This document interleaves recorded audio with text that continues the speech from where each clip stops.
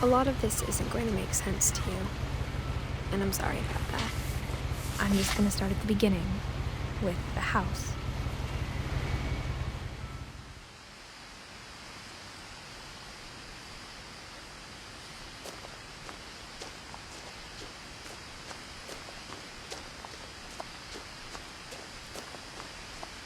I lived here until I was 11, but I wasn't allowed inside half the rooms.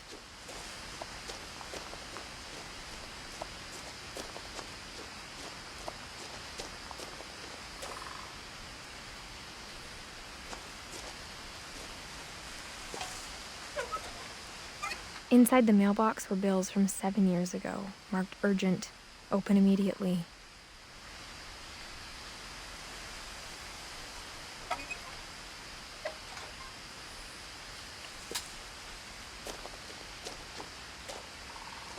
I hadn't been back since my brother Lewis's funeral.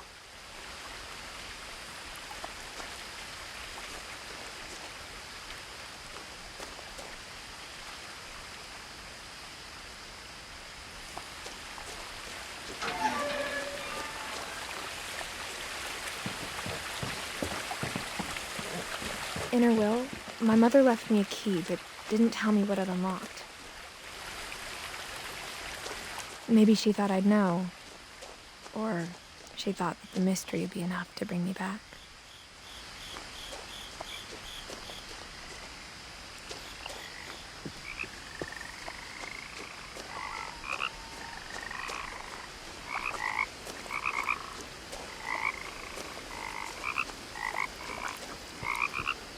The truth is, even after I inherited the house, I never thought I'd come back to it. But now I had questions about my family that only the house knew the answers to. The woods around the house have always been uncomfortably silent, as if they're about to say something but never do.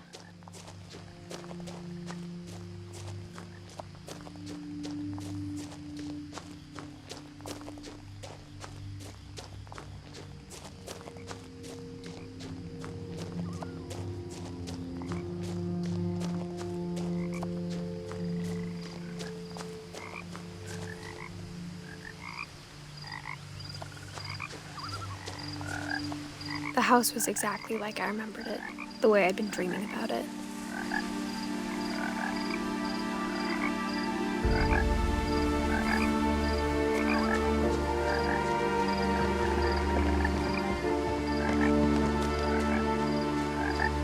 I asked Edie once about the dragon in the pond. She said it had killed her husband.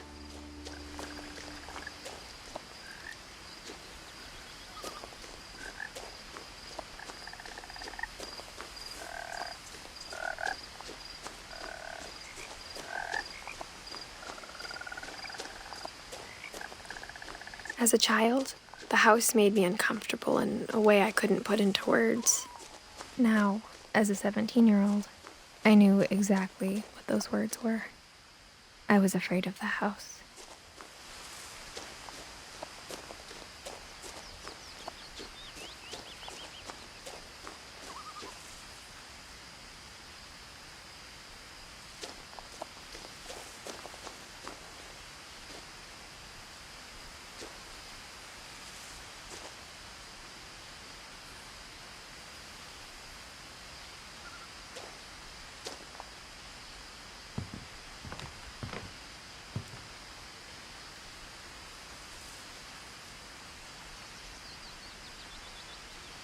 I hoped the key might unlock the front door. It didn't.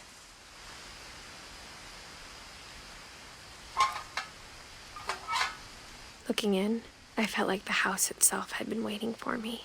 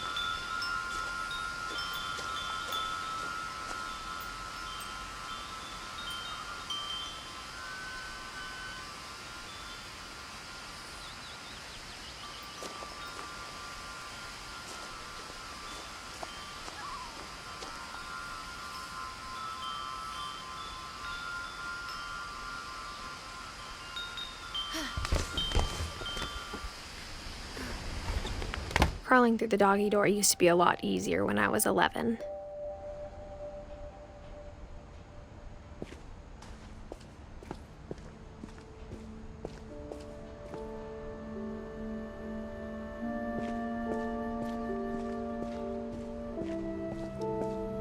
For the first time in years, I felt like I was home.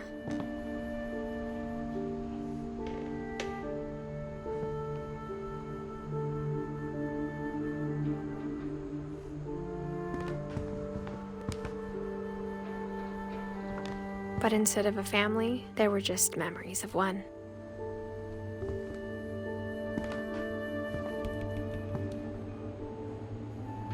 Like how only one restaurant would deliver to our house, so we had Chinese a lot.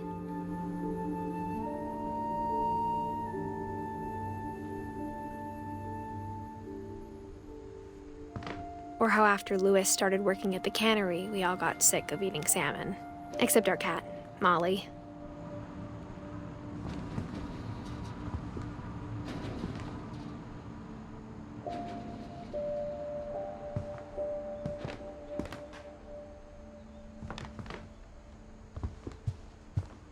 The table was still a wreck from the night we left.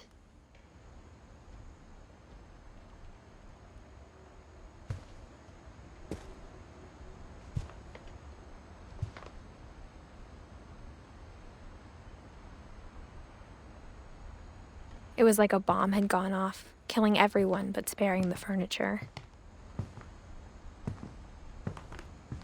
My mom was the only one of us who could imagine Great-Grandma Edie living in a nursing home.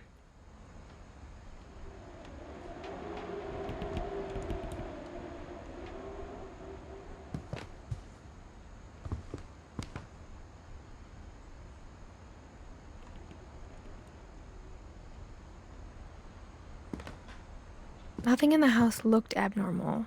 There was just too much of it, like a smile with too many teeth.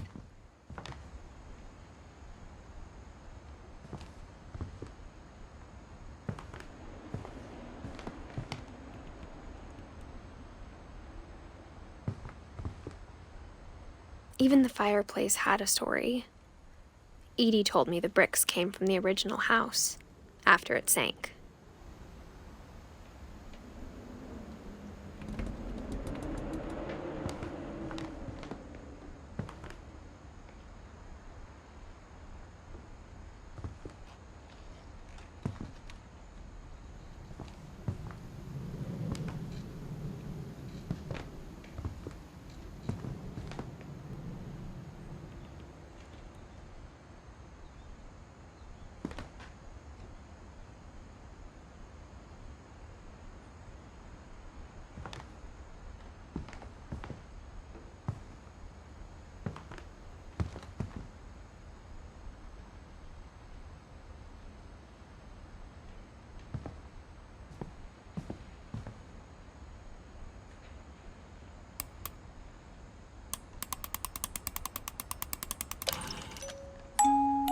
Great-Grandpa Sven built a music box for Barbara, along with the rest of the house.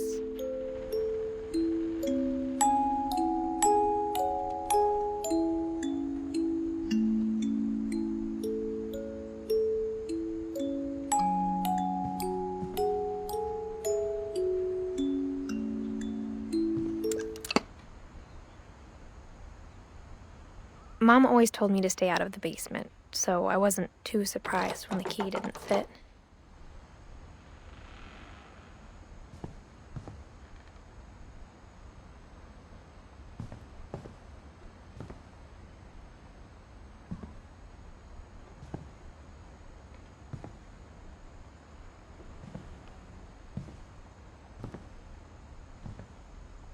My mom wasn't much of an optimist, but she never stopped believing that my brother Milton was alive.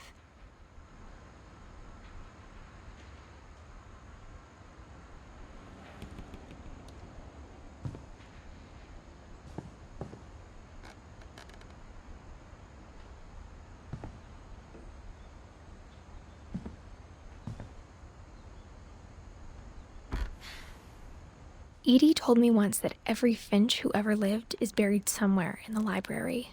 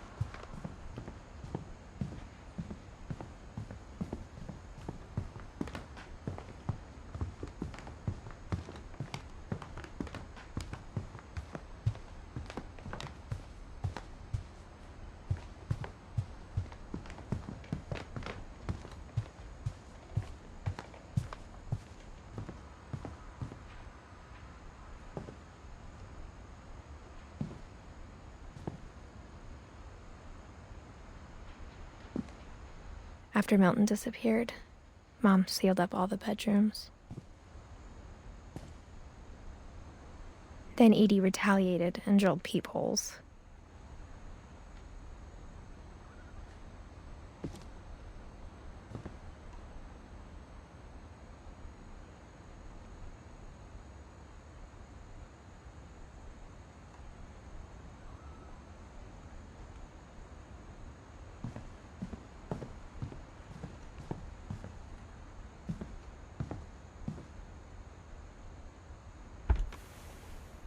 The last time I was in Edith Sr.'s room, I was 10 and she was painting my portrait.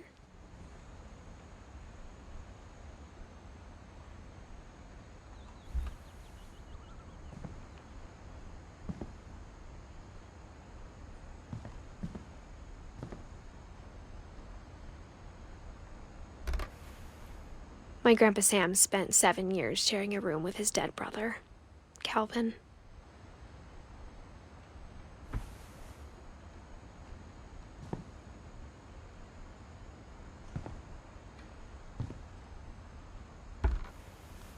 As a kid, I just assumed every house had peepholes and sealed rooms you weren't allowed inside of.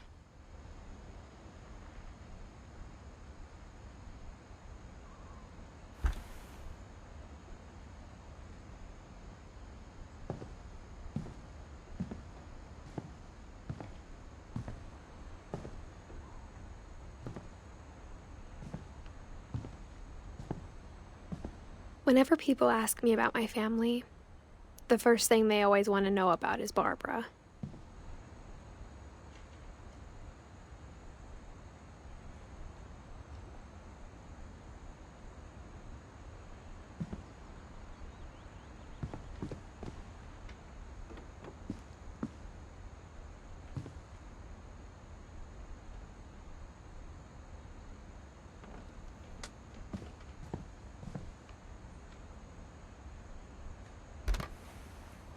Barbara was a child star for 2 years, until America grew out of it.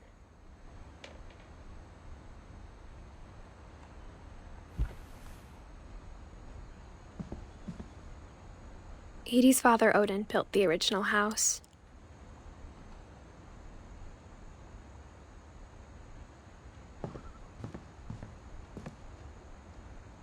Mom must have locked the third-floor stairs on the night we left.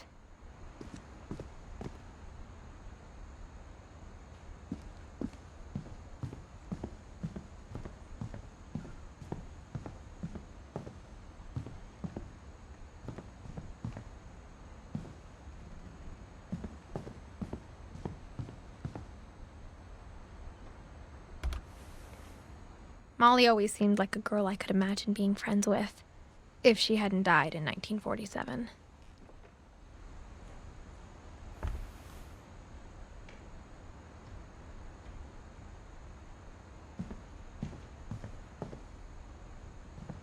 I spent a lot of time playing in Great Uncle Walter's room. I think my mom sometimes regretted not sealing it up.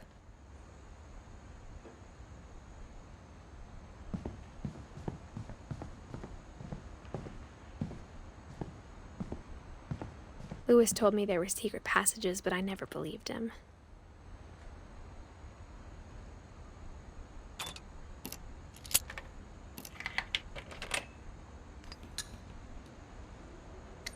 Turns out, my mom was really good at keeping secrets.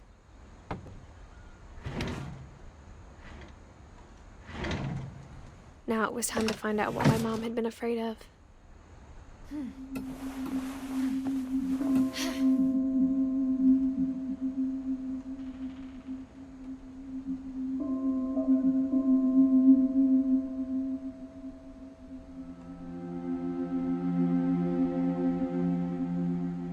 Reading this, maybe it sounds like I had a plan.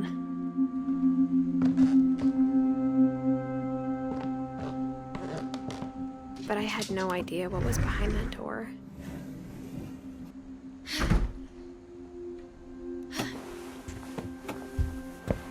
Just like I had no idea where all this was gonna lead.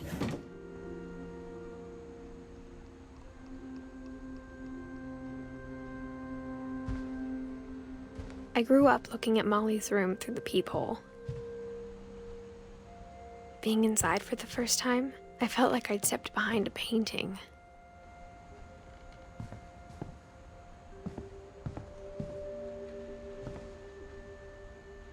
Molly's gerbil had a tiny bedroom with its own even tinier gerbil cage.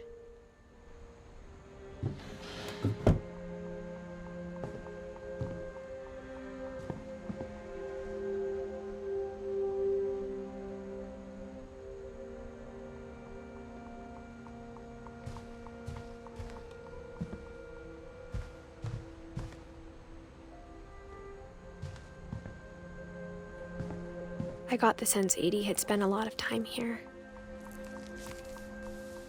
December 13th, 1947. Dear Diary, I'll be gone soon, but I wanted to tell somebody about what's gonna happen. It started when Mom sent me to bed without dinner. I woke up and I was starving, so I looked around for something to eat.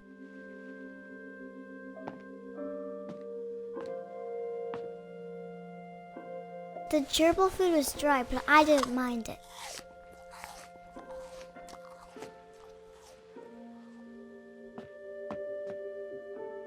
My Halloween candy was all gone.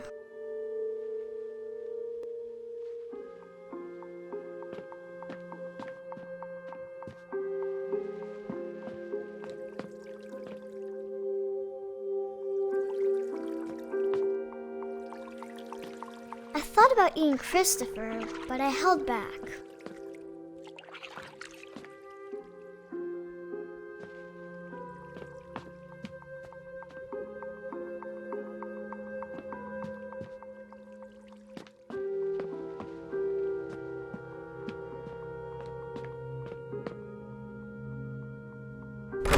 Mom, can I come out now? Sweetheart, it's late. Go to sleep.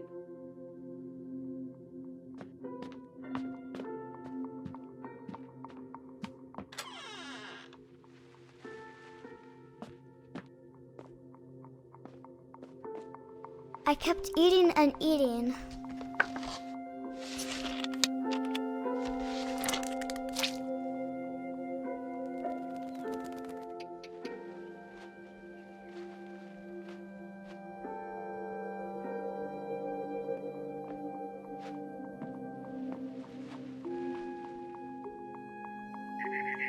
I ate a lot of things that night.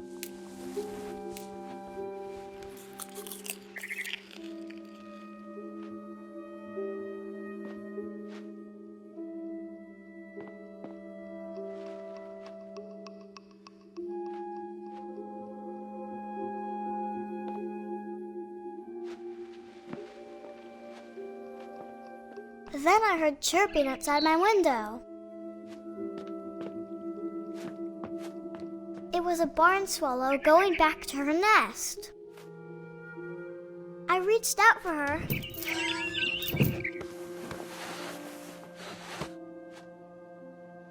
And suddenly, I was a cat.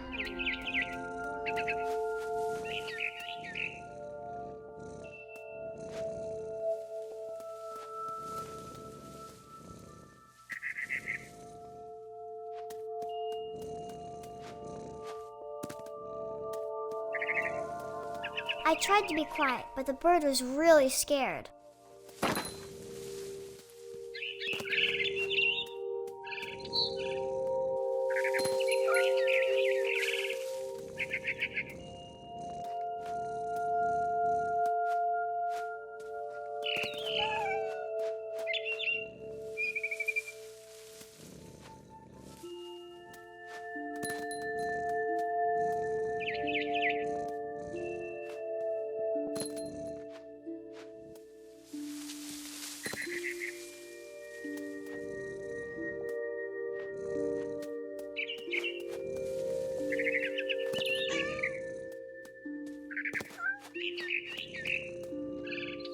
I jumped and I almost got her.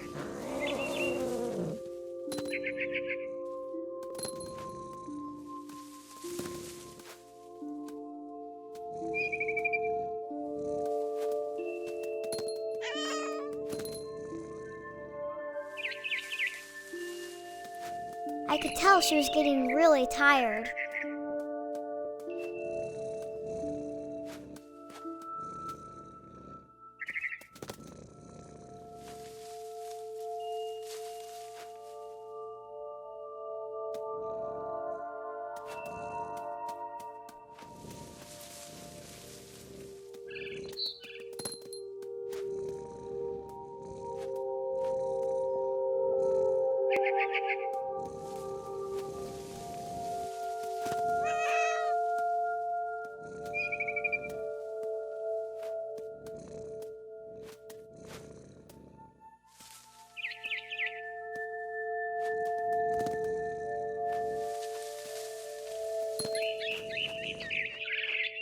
Now I was up in the big tree. I promised Dad I wouldn't climb it anymore. All I cared about was eating that mama bird.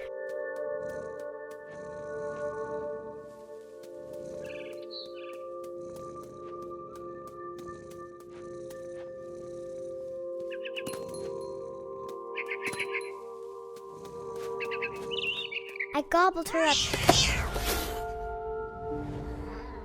And suddenly, I was an owl. First, all I heard was the wind.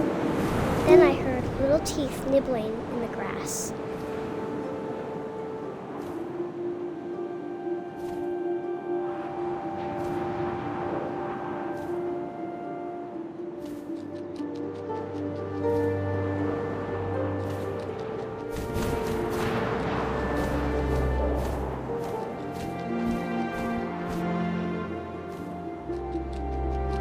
Rabbits.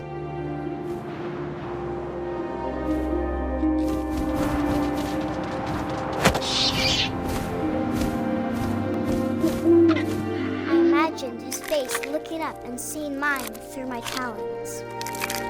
I swallowed him up, and I didn't chew one bit. Then I flew off to find something bigger.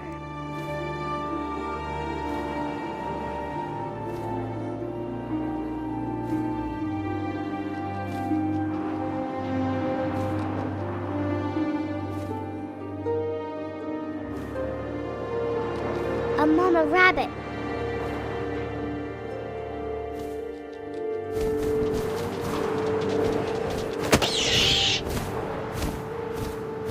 She was almost too big to carry.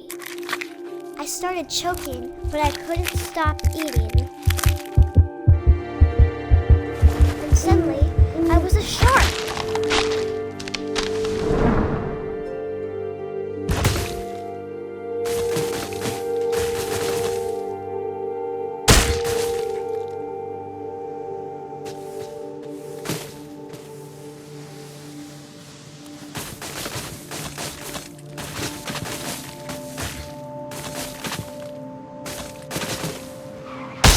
I rolled off a cliff and into the ocean.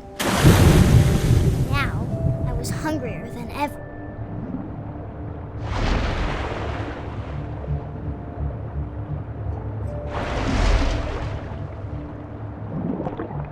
I wanted fat, juicy seals.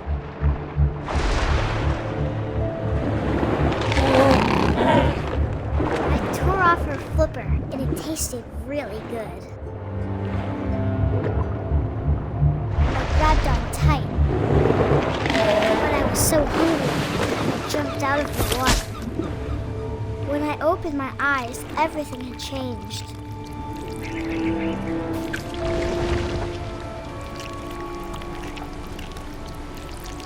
Now I was a monster and I smelled people everywhere.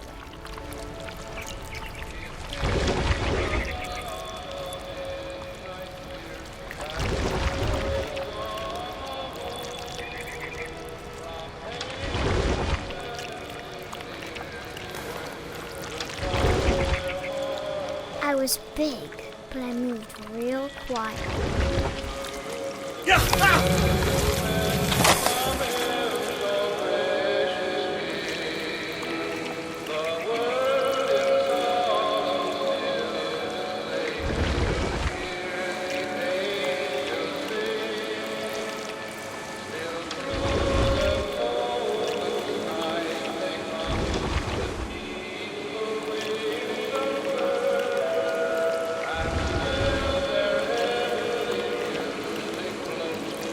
I wanted to stop, but also I didn't.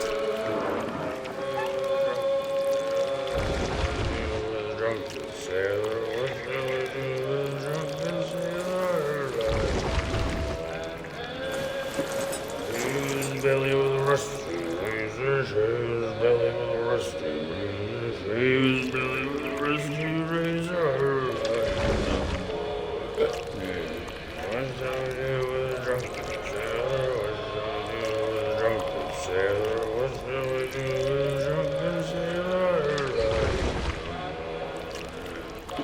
And the captain's daughter, put him in bed with the captain's daughter, put him in bed with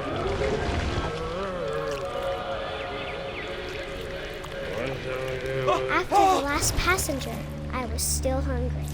And to cross the water, I smelled something new. Something I had to have, so I swam towards it.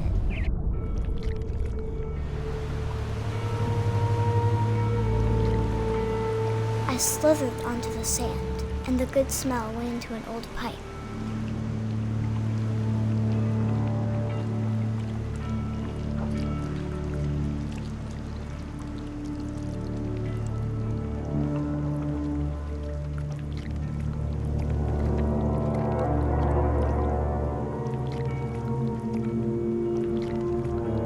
I got closer and closer.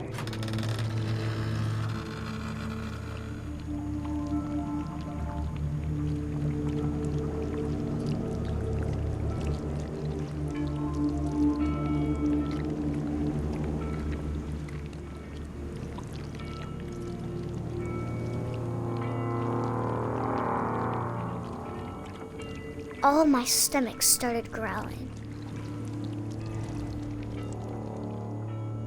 And suddenly, I was me again. I held my breath for a long time, but I couldn't hear anything. I think it's waiting for me to fall asleep. But it's not going to wait much longer. It needs to feed, and we both know I will be delicious.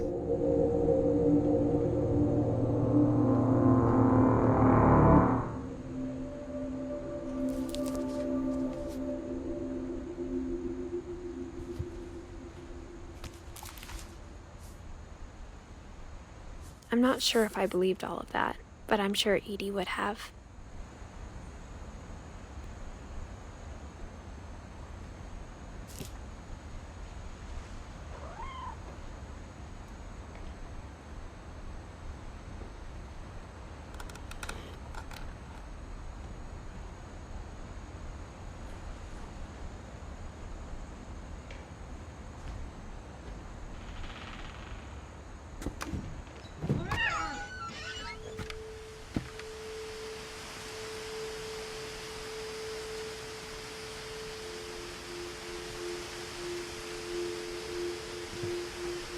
This will be obvious later, but my mom never told me any of these stories. Edie would have, but Mom didn't like bringing up the past. Though, when we adopted a stray kitten, she was the one who named it Molly.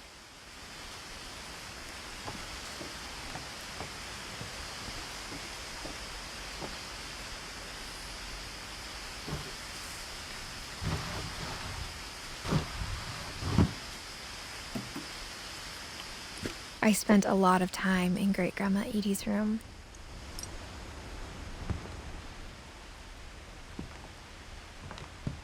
We got along, and it was a good place to hide from my mom.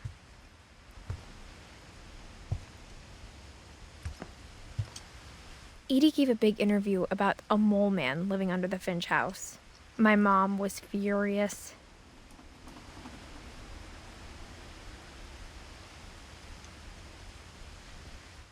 I hadn't thought of myself as Edith Jr. for a long, long time.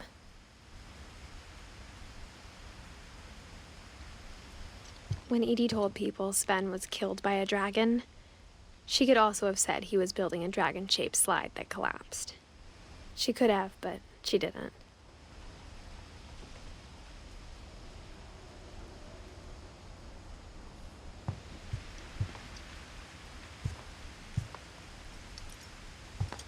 Louis died a week before we left, but Edie had already started to memorialize him.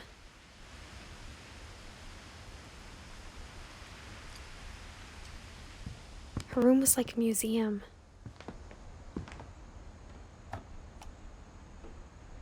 For 500 years, the Finches have been famous throughout Norway for their fortune and misfortune.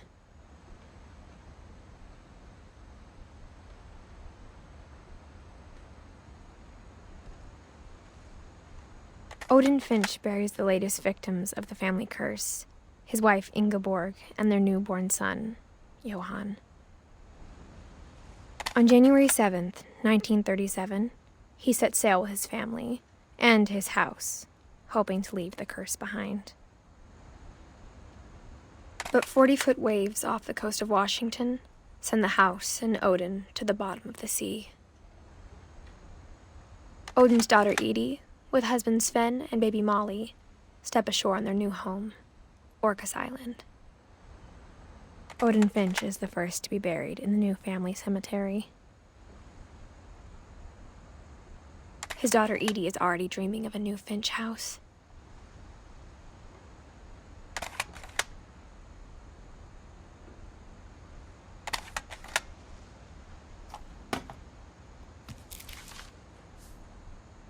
Whatever's wrong with this family, it goes back a long ways.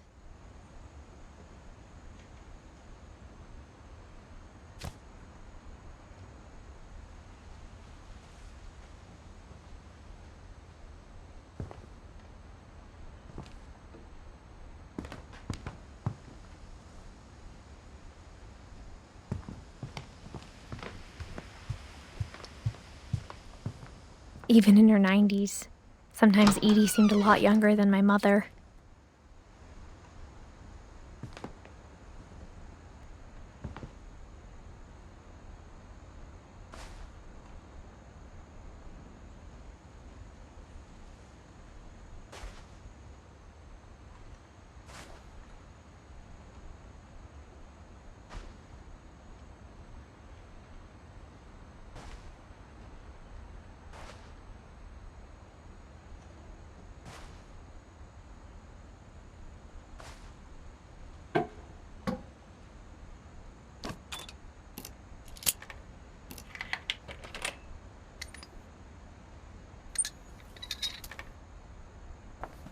There's a secret in this bathroom.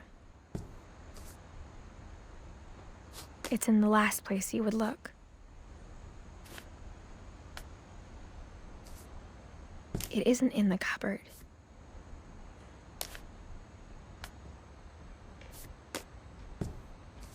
It's hidden in this book.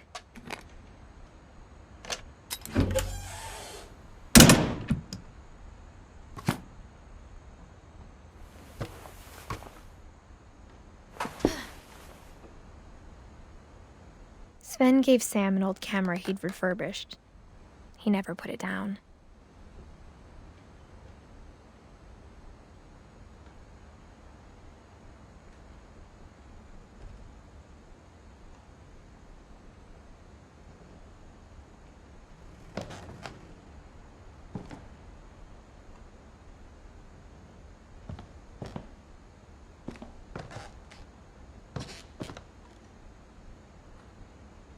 From the paintings on the wall, it was clear my brother Milton had been here before me.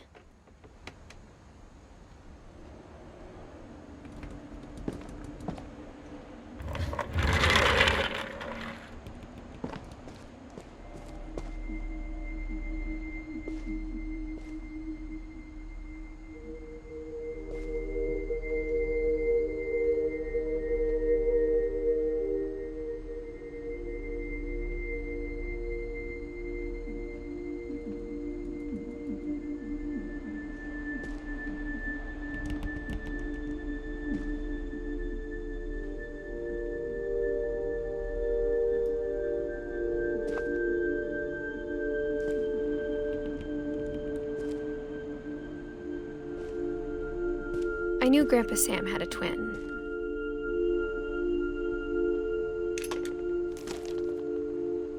And that he never talked about him.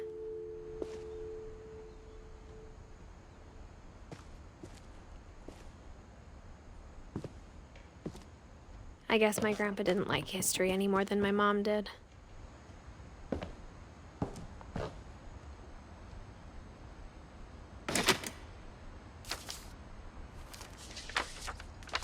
How I Want to Remember My Brother by Sam Finch.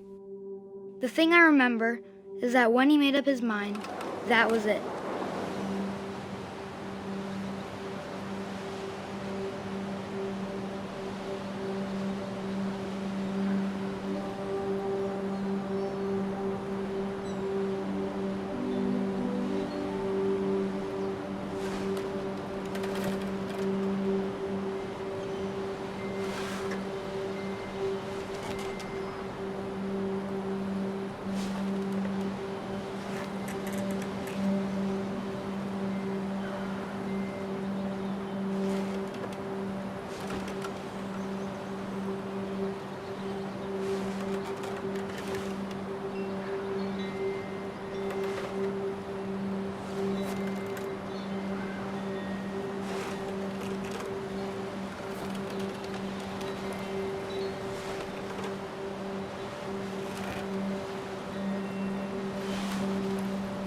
My brother said he'd die before he ate another mushroom.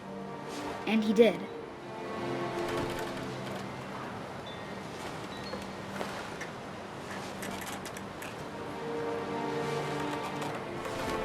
At Barbara's funeral, we swore we'd never be afraid again.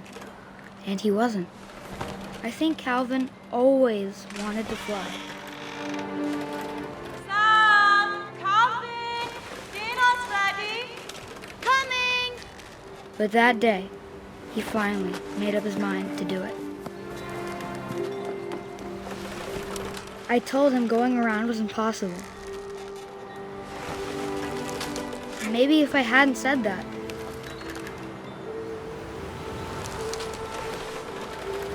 Calvin! I'm not gonna tell you again! maybe if the wind hadn't picked up, then maybe he'd still be here. But I doubt it. I think he'd already made up his mind. That's what I want to remember about my brother.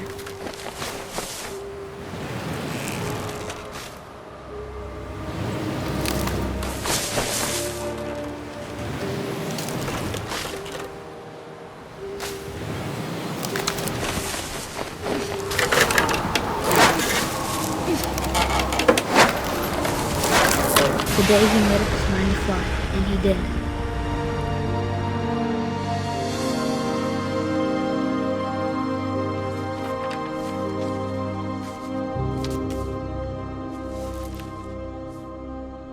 Calvin's story felt strangely familiar. When I was younger, I remember trying to do the exact same thing.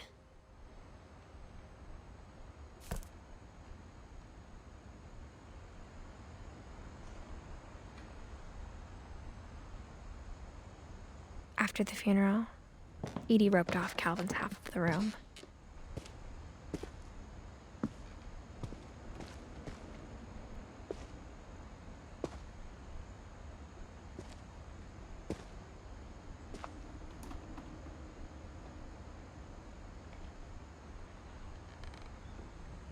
Mom said Grandpa Sam enlisted at 18 and never set foot in the room again.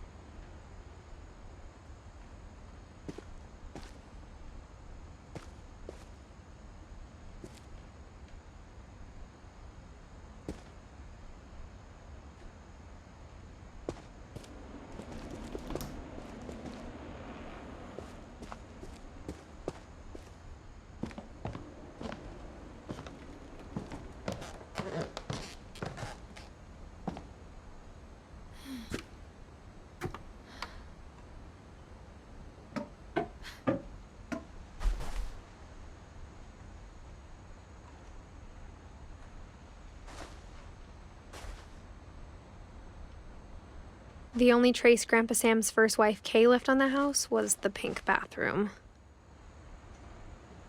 It was a pretty big trace.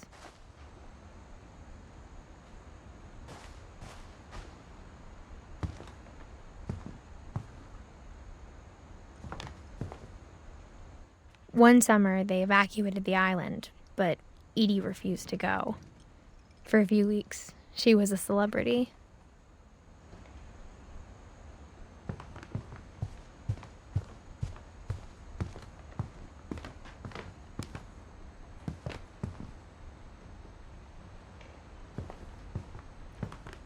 Edie knit me a new pair of gloves every year, just in time to replace the old ones.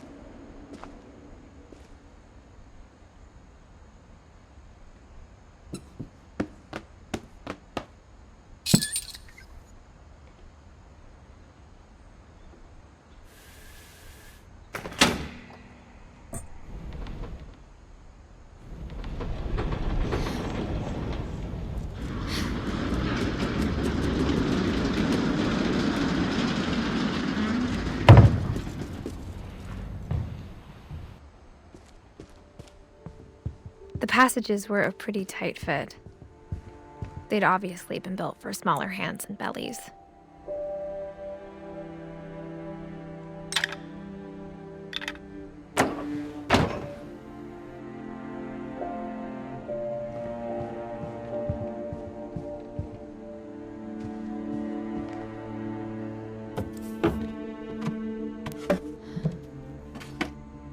Growing up, I always thought of Barbara as a child star.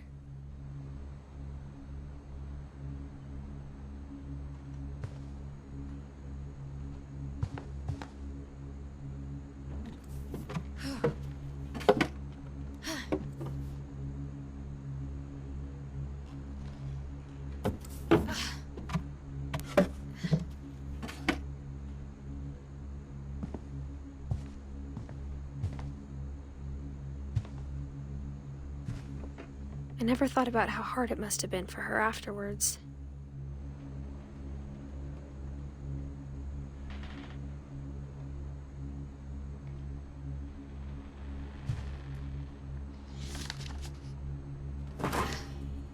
Of all the stories people wrote about Barbara's death, I'm surprised Edie saved this one.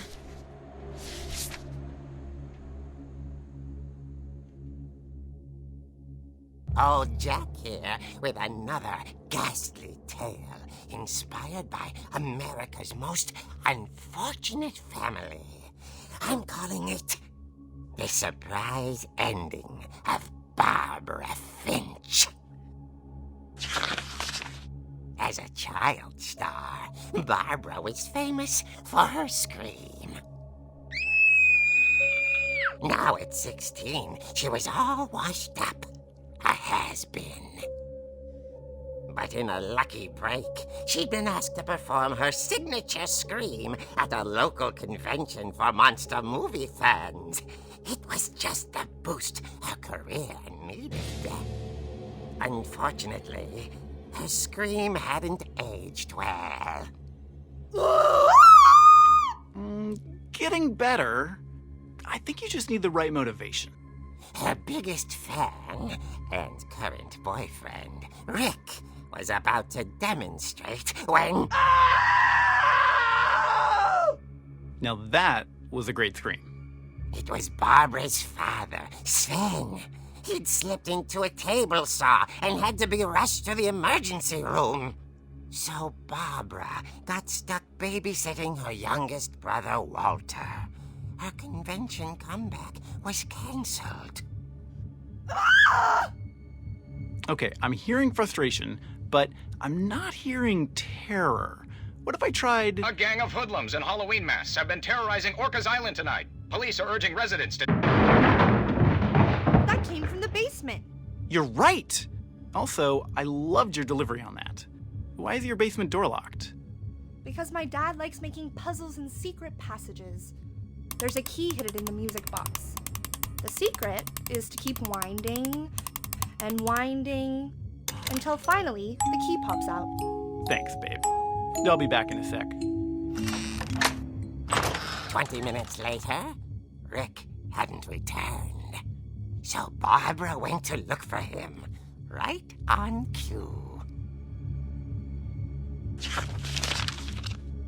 She reached for the music box.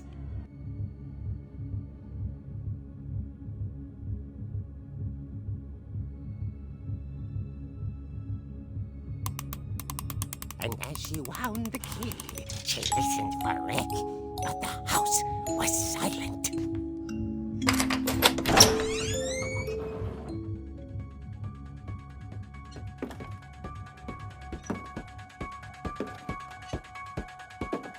She found Rick's crutch and imagined the worst.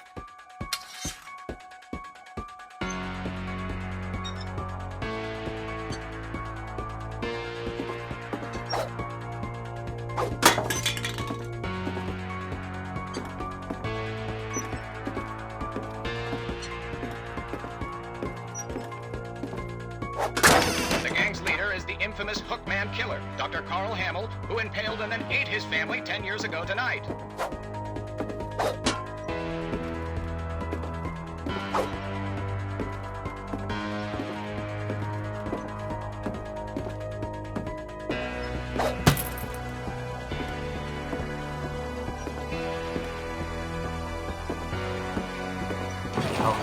pouch rattled and grew still. Oh dear!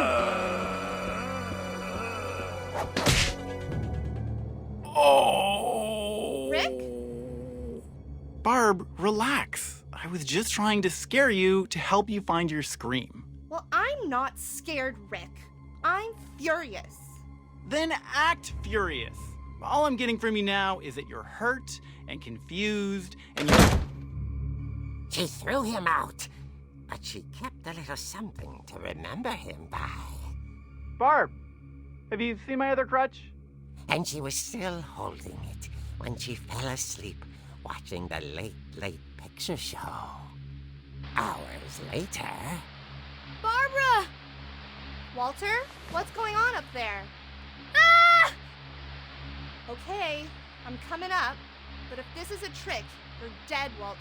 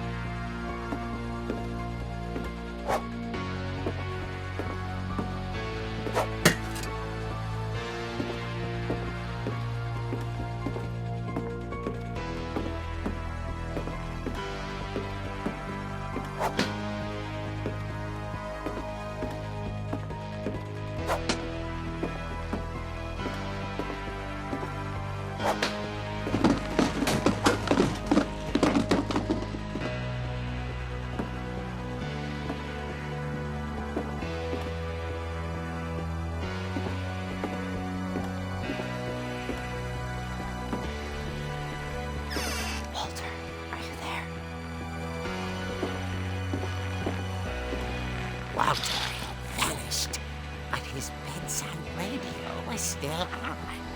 Orcas Island police describe the man as 6 feet tall, with a steel hook for a hand. Residents are urged to lock all doors and windows and notify the police of any suspicious activity.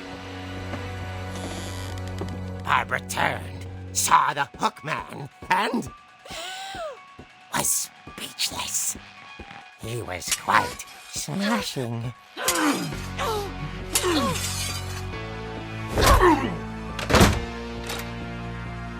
And he was. He couldn't get enough of Barbara. Okay, Barbara, there's gotta be another way out of here.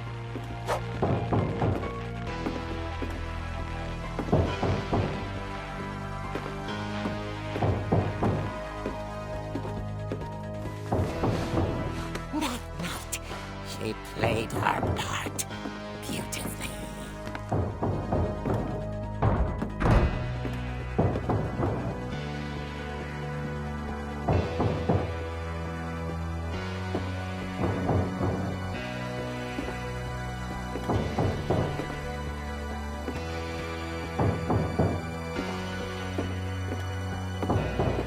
She thought about abandoning Walter, but just couldn't do it.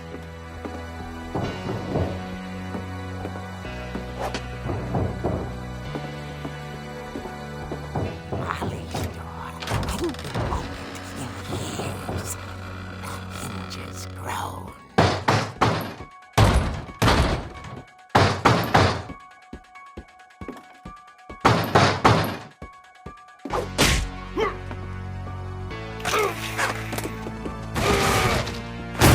He wasn't moving, but she sensed the story might not be over yet.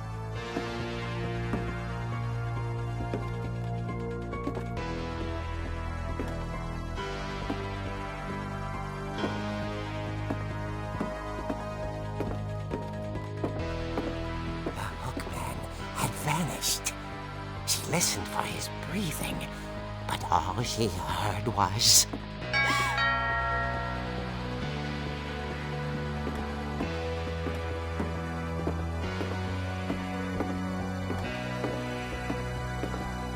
At the door, she heard whispering.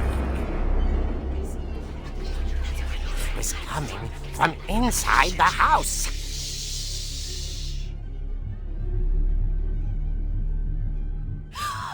Oh dear.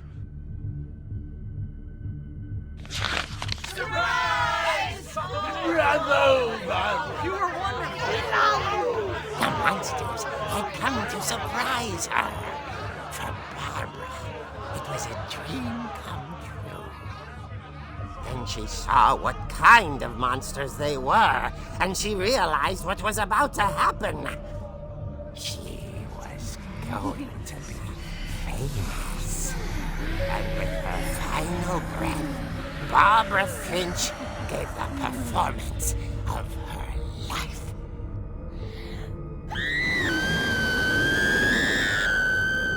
I wasn't there myself, but I hear Barbara was magnificent.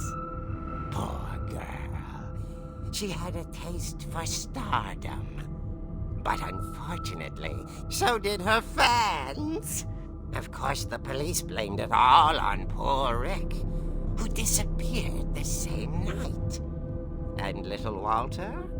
Hiding under his bed the whole time. He took it all pretty hard, but that's another story. As for Barbara, tucked inside the music box is all they ever found of her. Her ear.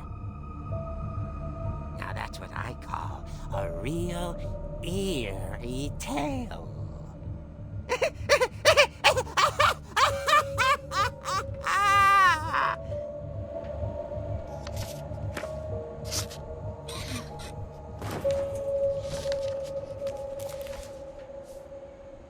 Edie told me all Barbara wanted was to be remembered, as absurd as that comic was.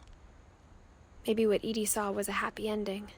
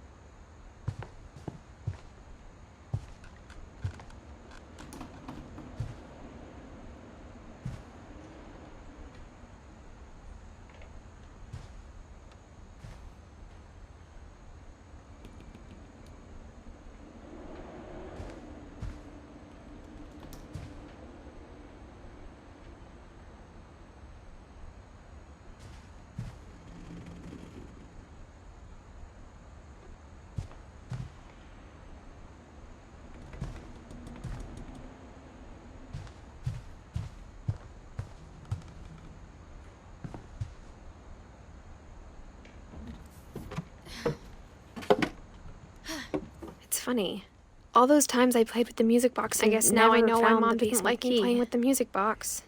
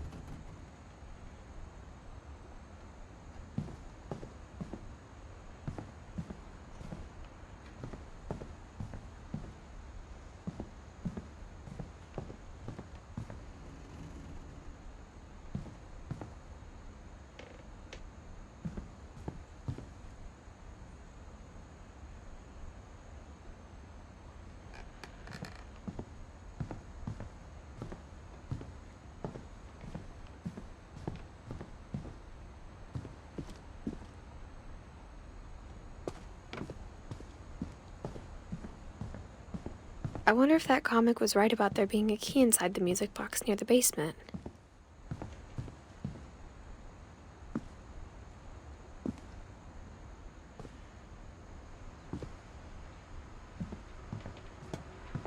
A lot of things got left behind in the whirlwind of that last night.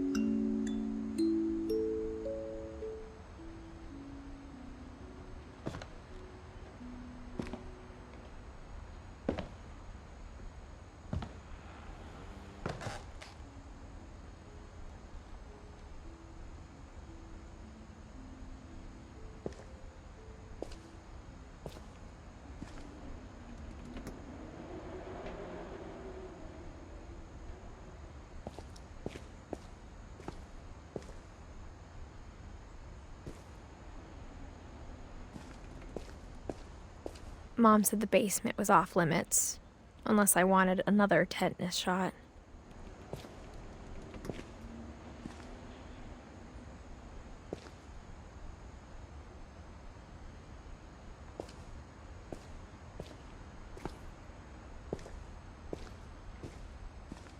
I saw Edie sneak down to the basement once, carrying packages.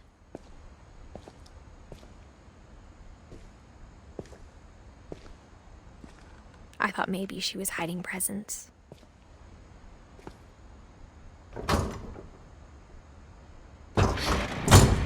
It turned out she was hiding a lot more than that.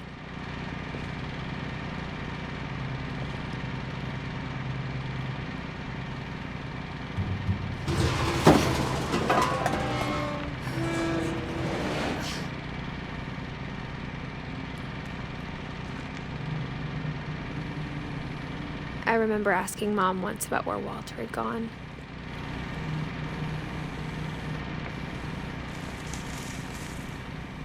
She said after Barbara died, he got as far away as he could.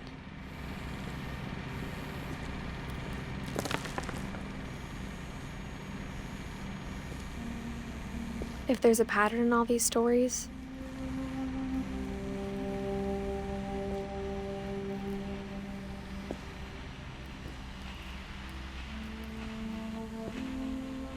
I think it's that none of us has gotten very far.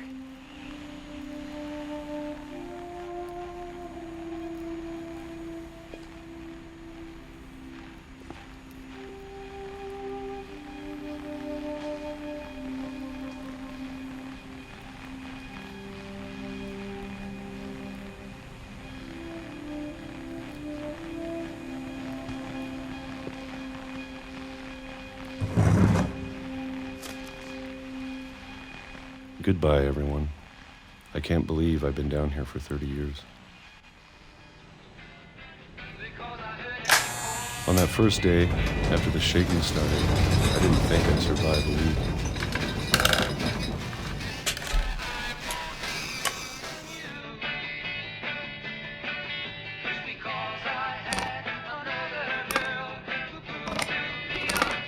But after a few days, I settled into a routine. That's what kept me sane. Having a schedule, living for today. I always expected to be dead tomorrow. But if you wait long enough, you get used to anything.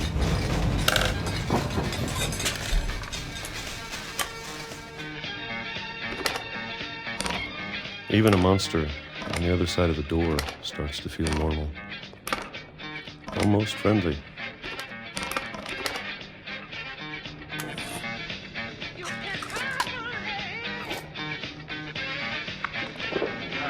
And then one day, everything just stopped. Whatever that thing was, it was gone.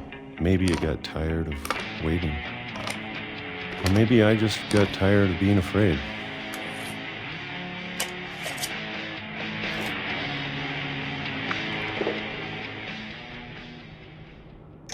It's been a week now, the longest in 30 years.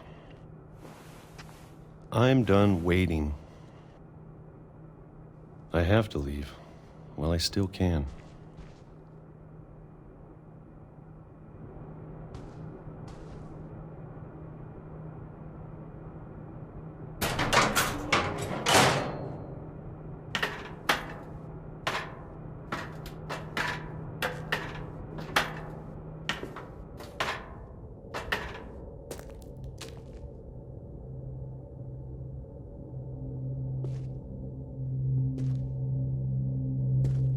I know it's out there, somewhere.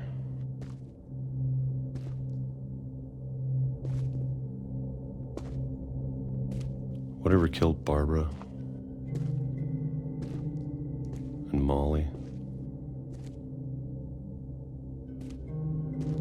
and Calvin.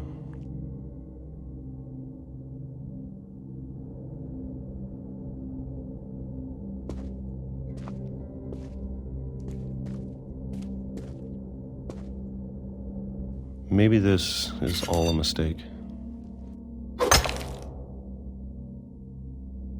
But I need to stop living the same day, even if it kills me.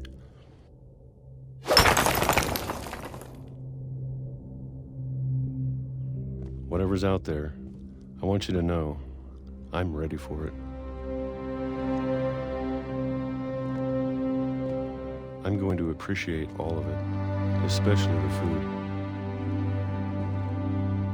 I don't mind if I only have a year left, or a month, or a single week. I'd be happy with one new day. I can already imagine the sun on my face.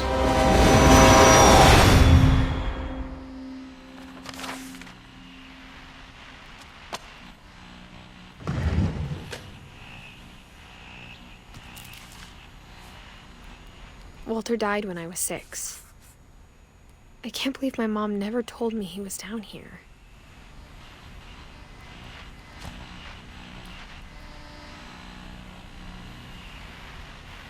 I'm sure my mom was trying to protect me.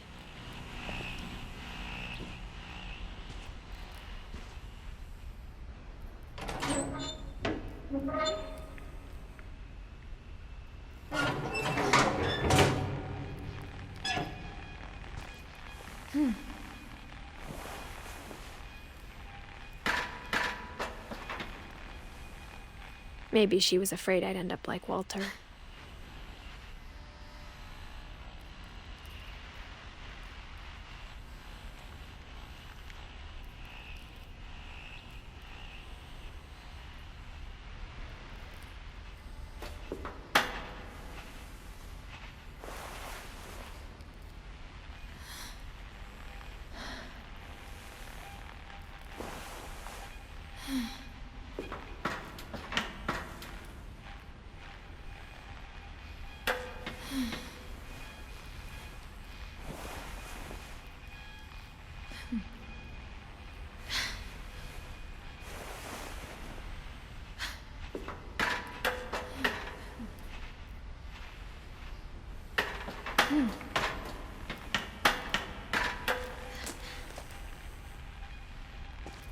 But if she never told me about an uncle under the house, I can only imagine what else she was hiding. I don't want to make the same mistakes she made.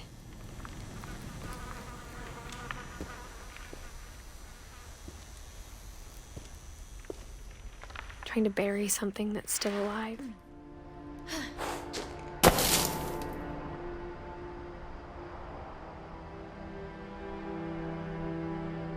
Now that there's only one of us left, or maybe two, I thought it was time I heard the stories for myself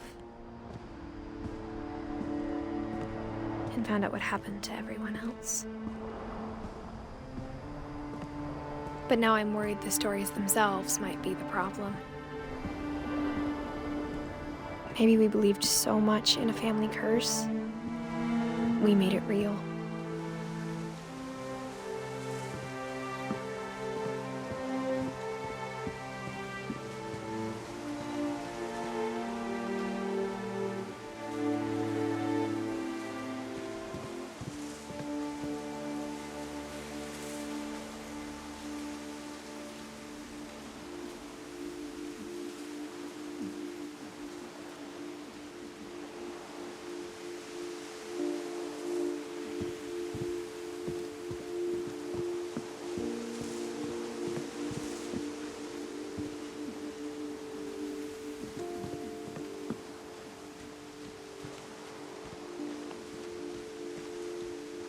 I don't know if I should even be writing this.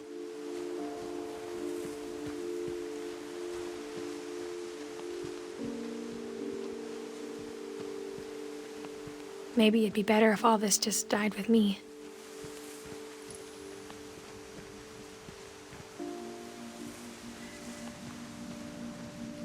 But I thought you should know about your family.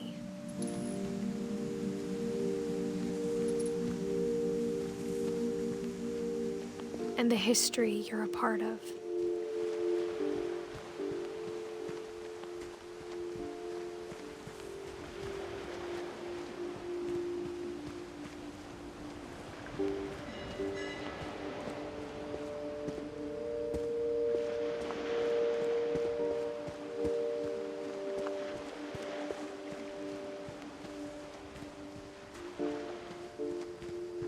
Though to be honest, I feel as lost as you probably do right now. I think the people in these stories believed them, for what that's worth.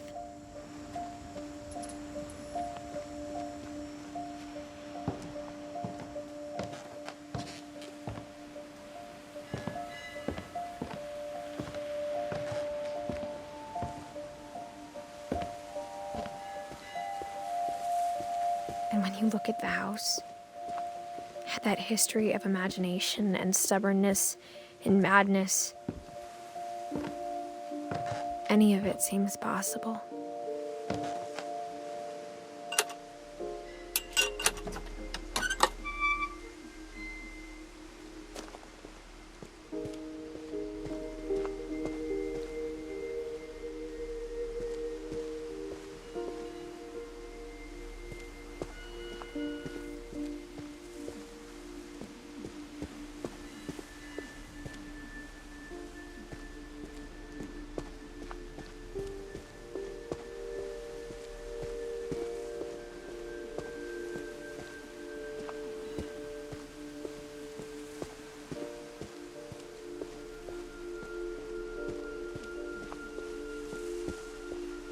I think we've been surrounded by death for so long, we've just gotten used to it.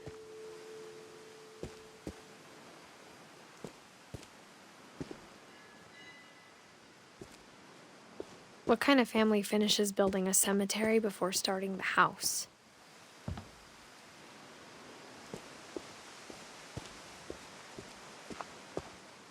It's embarrassing for me to admit this, but the pet cemetery made me more uncomfortable than the human one. 3 of the gerbils were mine, and 2 had been my fault. Sven built the house, but it was Edie who designed the cemetery.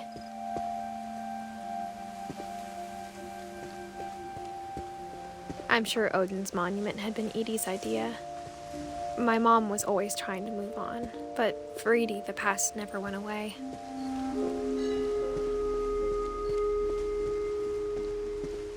She could see it poking out of the water at low tide.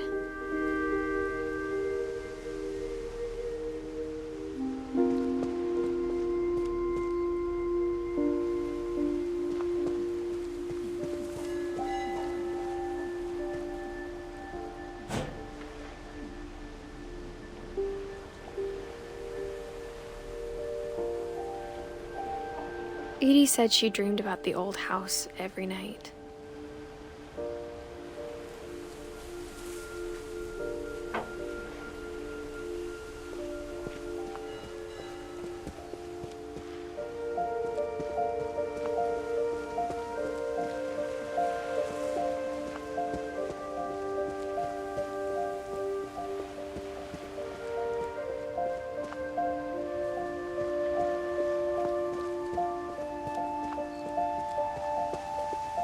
Edie's side was always easier for me to understand.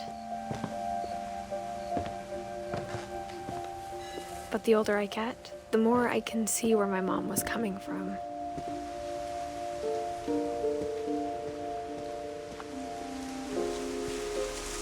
She lost 2 of her brothers, just like I did.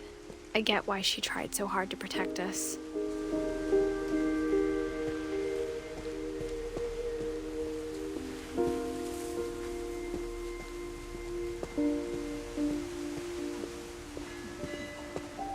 There's so many things I wish I could ask my mom now. Part of me thinks this is what she wanted all along. For me to come back someday and find everything out for myself.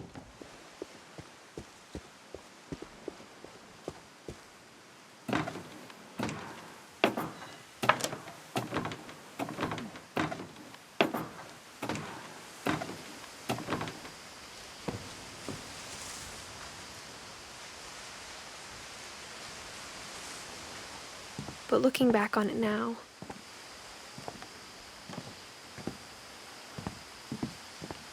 if she told me there was going to be so much climbing, I never would have come when I was 22 weeks pregnant.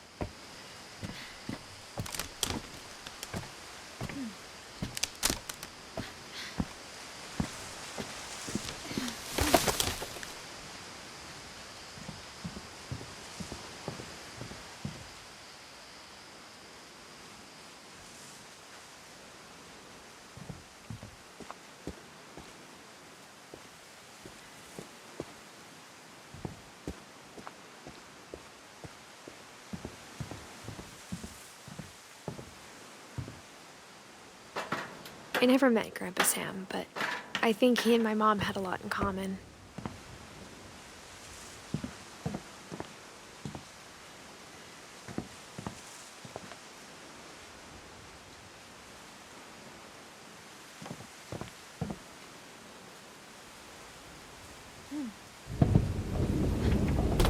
They were both pretty intense. Sam spent his life shooting photos, but Mom said he got nervous being in front of the camera. I guess we're all afraid of something.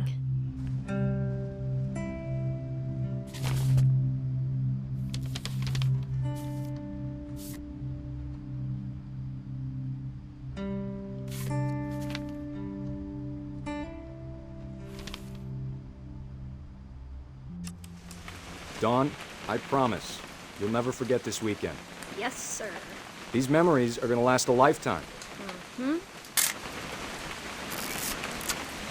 I gonna have to shoot anything? It's a hunting trip, Dawn. Shooting is strongly encouraged.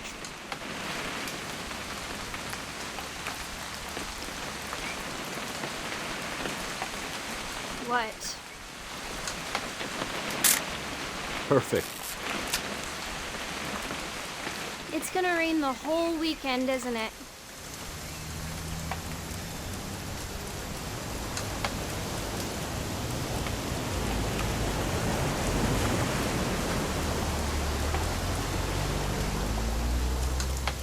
I will never forget this weekend, Dad. That's the spirit. Smile, Dawn. Okay, got it. I'm gonna take some pictures, okay? Just be careful. That camera's older than you are.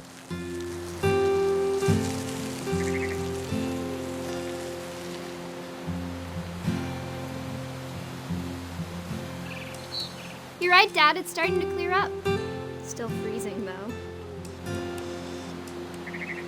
Definitely should not have drunk all that coffee.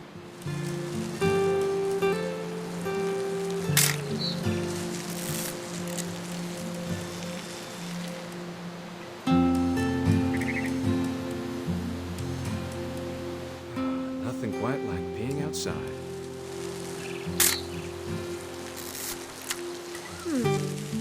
Hold still while I take a picture. Hey! That's a keeper. Oop. A little more gas in the tank, I guess. I'm just saying, I'm not always gonna be here, Don. You'll need to remember this stuff, if you want to survive. I'll be fine, Dad. You know who else thought he was gonna be fine? Some guy who died. Don, I'm being serious. I know, Dad. You're always serious. Doesn't being out here make you want to chill out? Well, to tell you the truth, I haven't been out here in 20 years.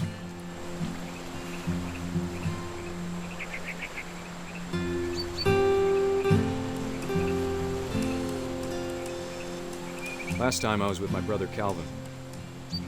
Man, that was a great trip.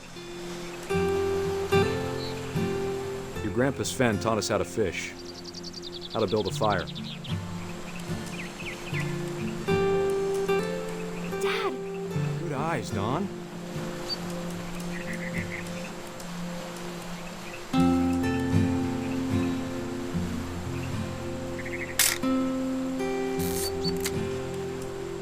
Before you take the shot, let me get a picture of you.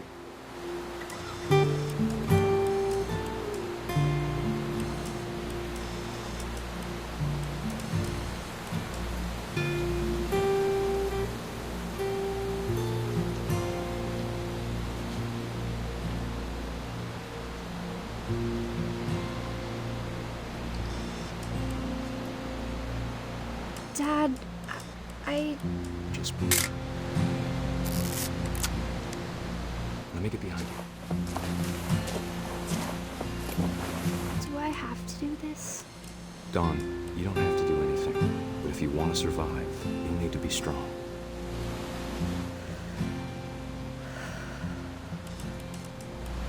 Keep yourself squared up, elbows down. Great shot, Don!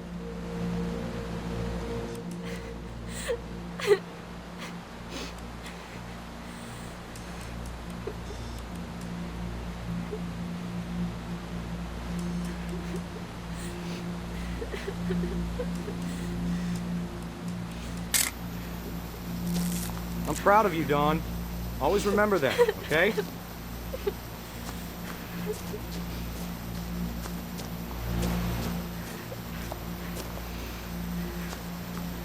Dad, it's twitching.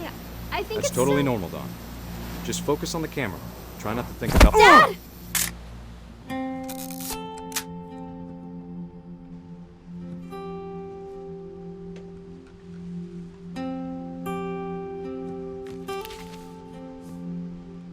Of all these stories, that's the one I wish most that my mom had told me.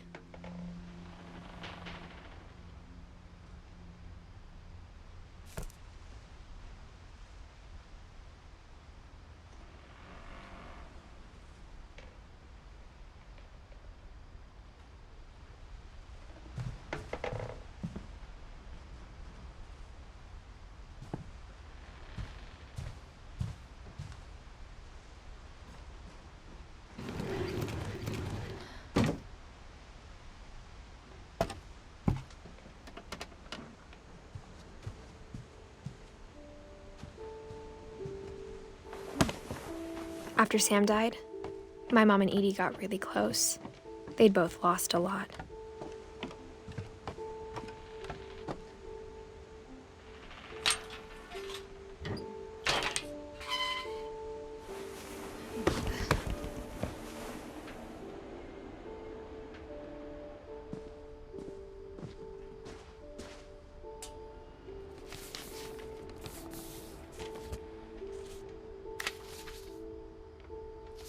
Dear Kay, do you remember the way Gregory used to laugh when he thought he was alone?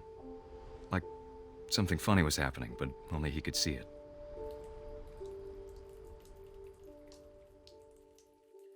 I think he saw things the rest of us don't.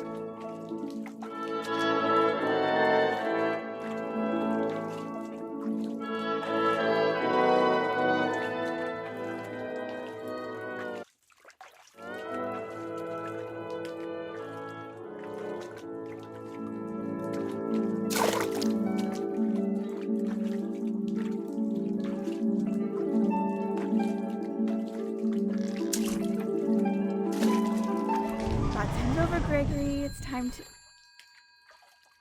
Hold on, sweetie. Hello?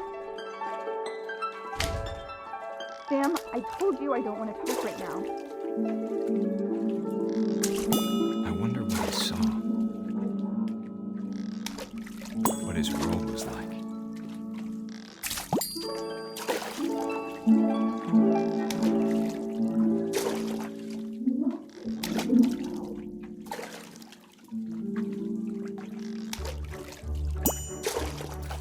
He reminded me so much of Calvin.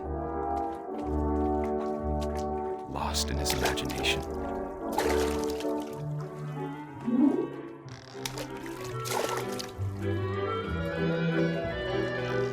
Whatever it was he saw.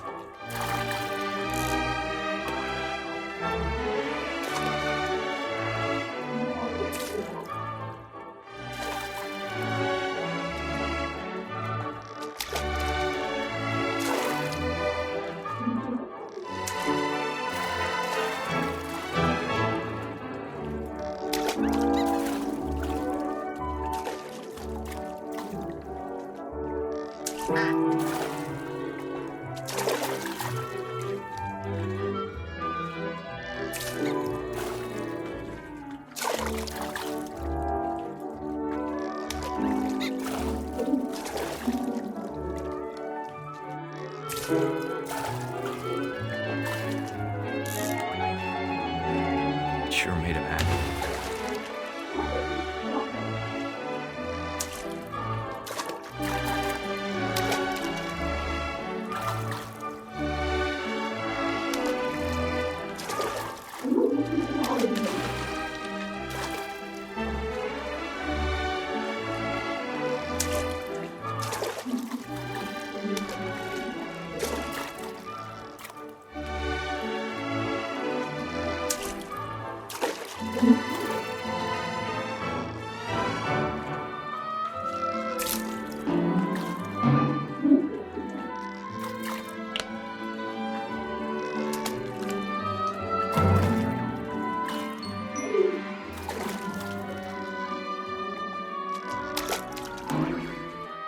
I know how silly it sounds.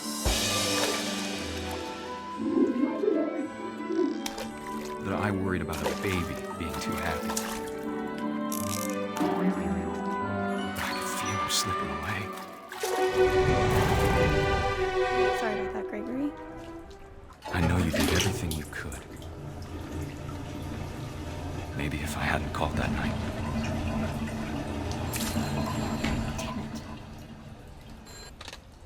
Hold on, I don't want Gregory to hear this.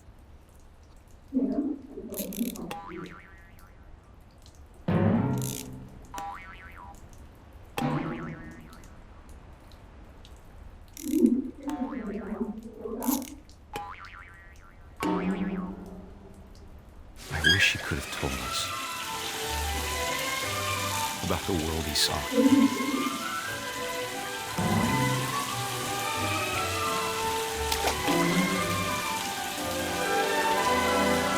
There's so much I don't understand about Gregory, about everything.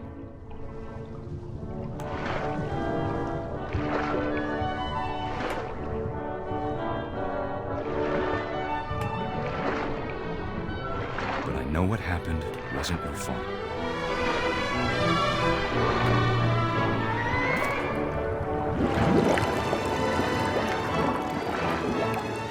I'm sure he's happy.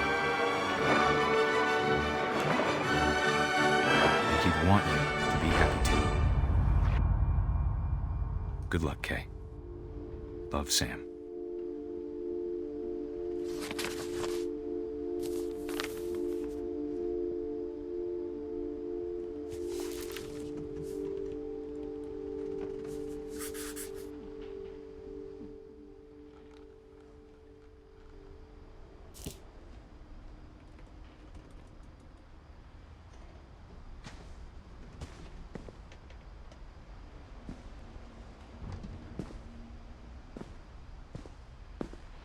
can't imagine my mom ever writing poetry, and yet... A poem for Gus, who always said the wedding was a bad idea. Our father never hit us kids, at least not very hard, before the day my brother said with teenage disregard that he'd be dead before he'd see a wedding in our yard.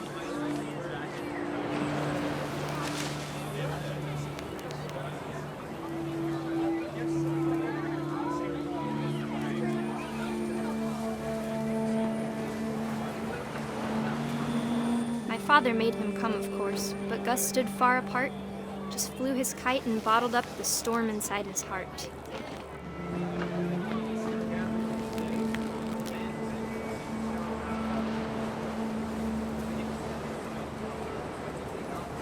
I tried to talk him out of it, but though he'd never met her, "We don't need a stepmom," were the words that I now pronounce you husband and wife. You may kiss the bride.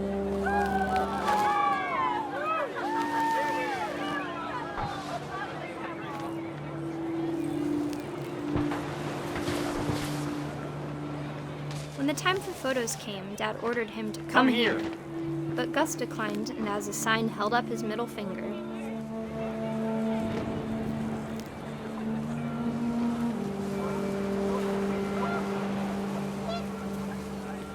The wind picked up, and panicked geese appeared and quickly went.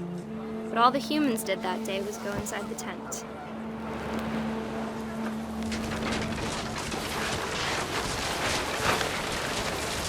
The rain came down in buckets then, but no one seemed afraid that nature might destroy the tent our dad had crudely made.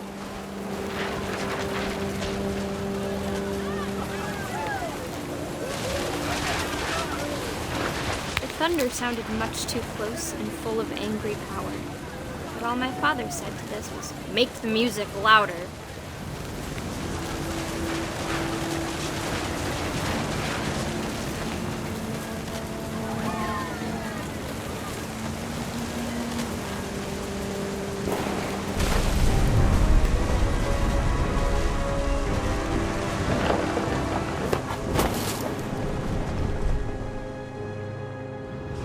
I wish that I could truly say I thought about you on that day. Out there on the beach alone, just you, the wind, the sea, and foam. But I didn't, until we found you.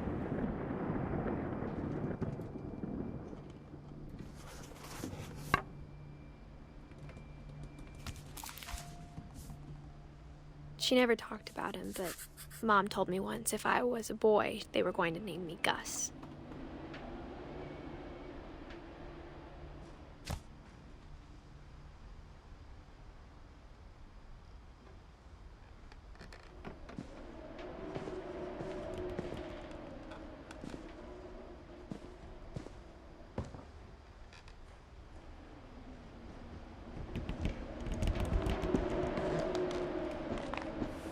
My mom moved up to the loft after her brothers died. At the time, it was as far away as she could get.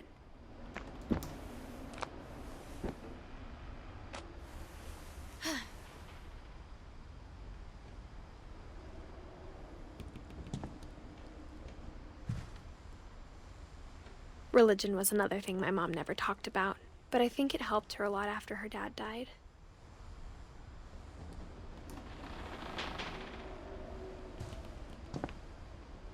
She spent a summer building houses in Calcutta, where she met my dad, Sanjay.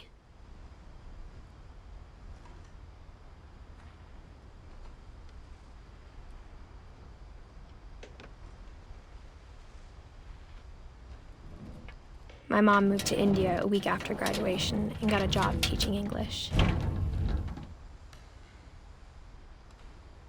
Louis was born a year later.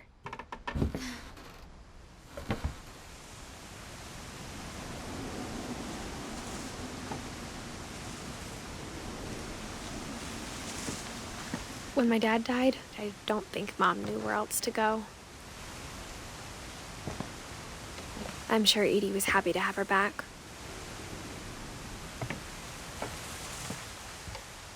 The house had to get a little bigger, but Edie was used to that.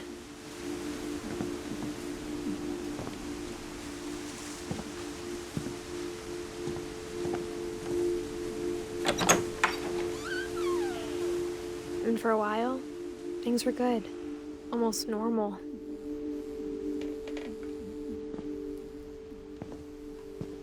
But it didn't last.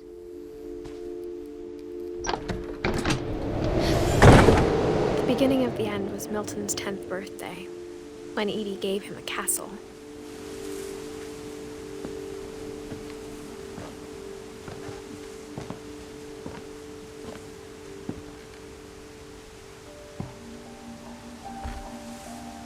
After Milton disappeared, the only thing he left behind was a room full of paintings.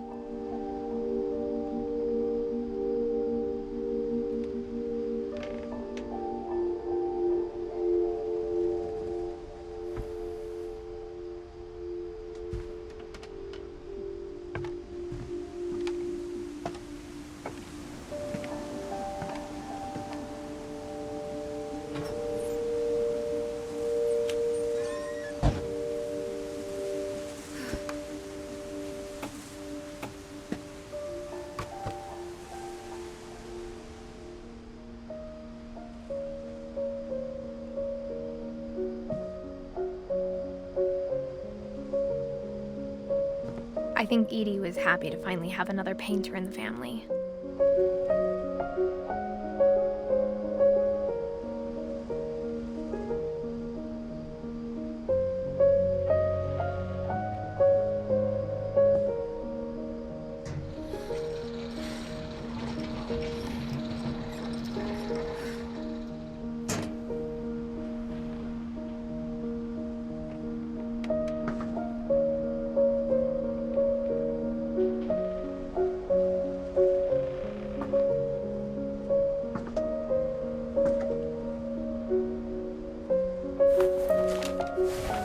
Milton Finch in The Magic Paintbrush.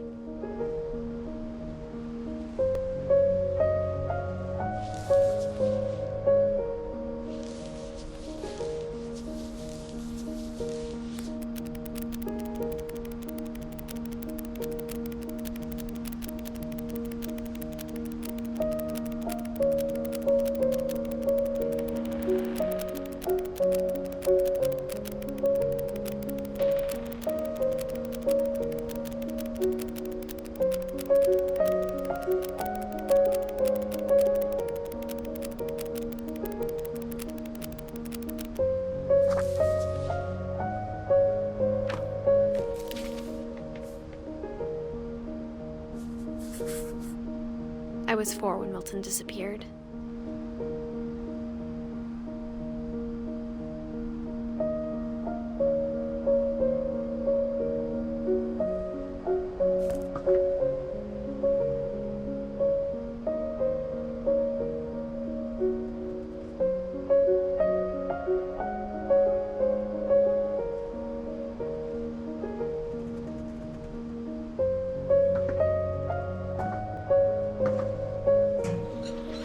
Mom spent months searching for my brother.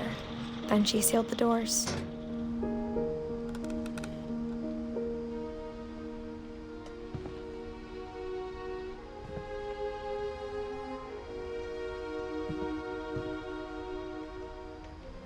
Whatever Milton had found in the house, Mom didn't want it getting out.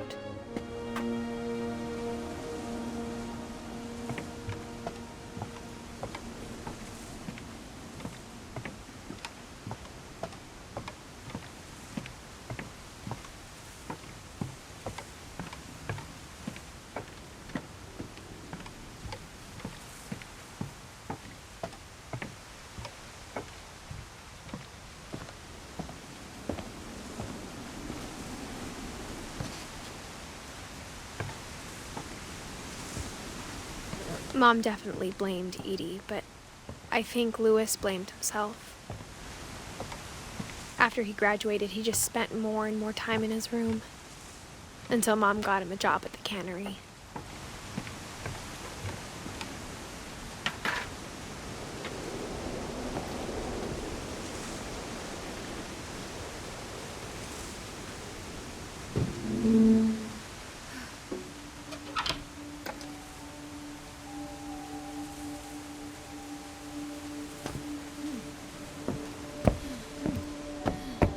Lewis's room smelled very, very familiar. That part of him lived on.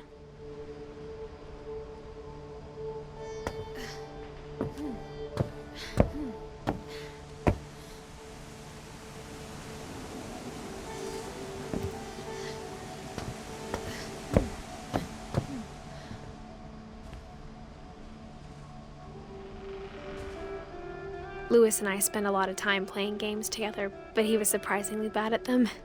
He died a lot.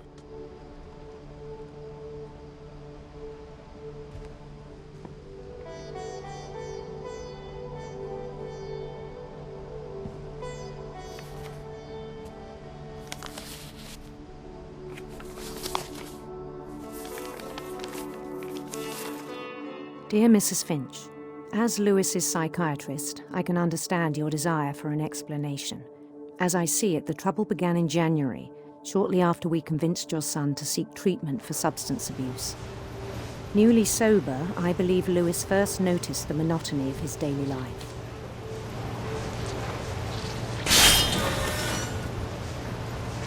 He kept working at the cannery, but he withdrew part of himself. In our sessions, I saw the same behavior. His mind began to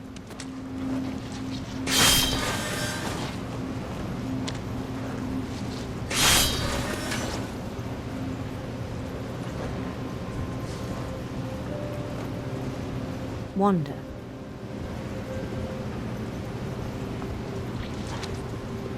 I asked him to describe it. He said he started small, imagining a labyrinth. He'd feel his way about. Then something moved. Bats and toads.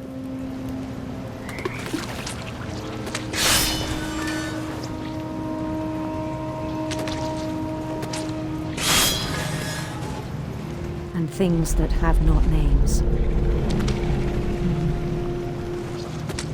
He knew it was all in his head.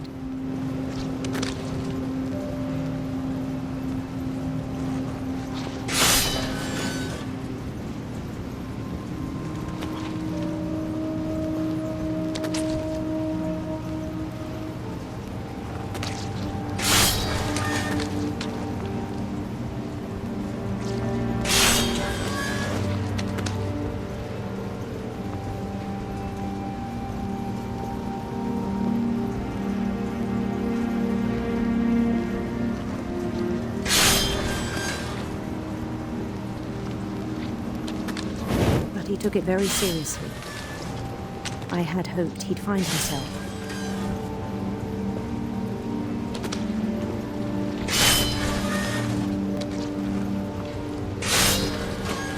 But he found something more.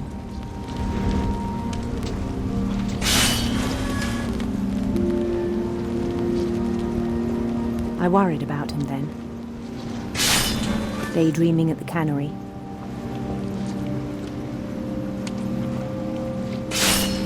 I spoke with his boss, but he said Lewis had become a model employee. Methodical, tireless, focused.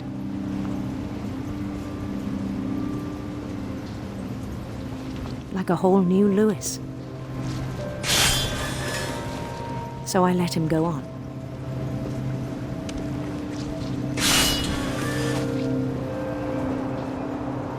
I even encouraged him. It seemed very promising at first. He told me he'd made a new friend.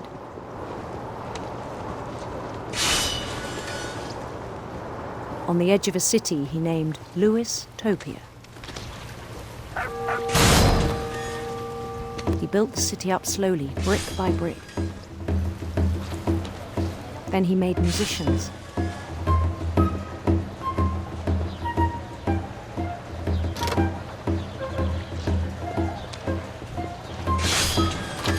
Songs for them to play. He talked about starting a band. and he was always humming something. Every day his imagination grew stronger.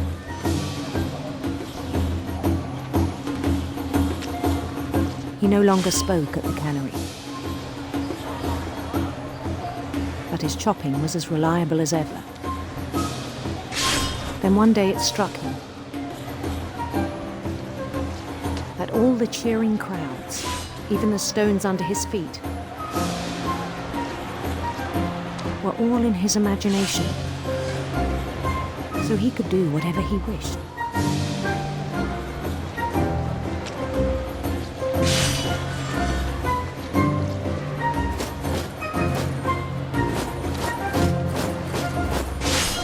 He held an election for mayor, and he won. They begged him to stay, but his mind was already wandering. It became a game for him.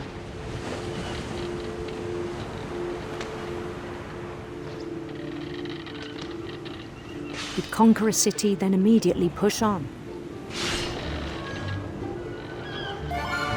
New Louisville.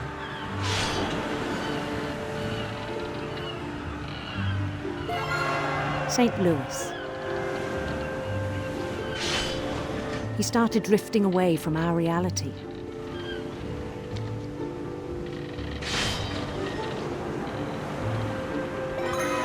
Minneapolis. Until one day he forgot to go home from the cannery. Even as his mother pleaded with him, part of Louis kept sailing on.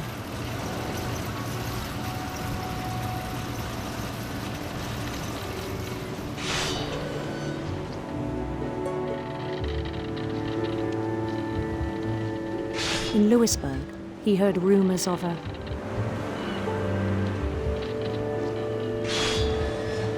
beautiful prince.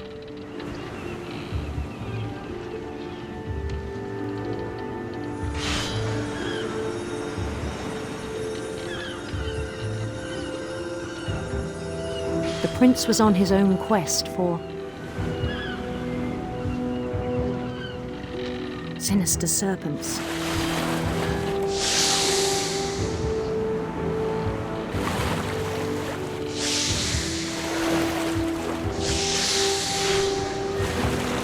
He followed the sound of his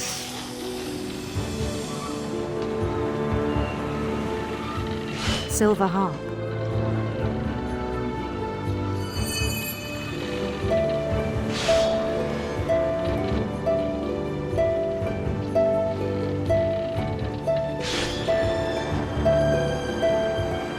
His chase led him to a golden palace east of the sun and west of the moon.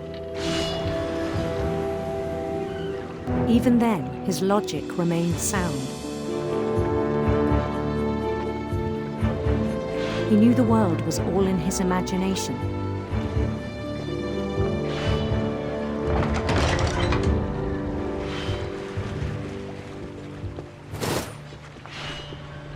But he was so proud of having created it.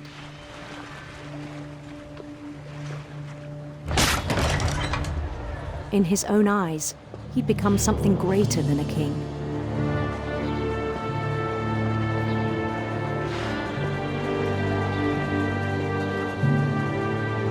For someone who'd never known success in the real world, I think it was overwhelming. And then it struck him that the real Louis was not the one chopping salmon, but the one climbing the steps of a golden palace.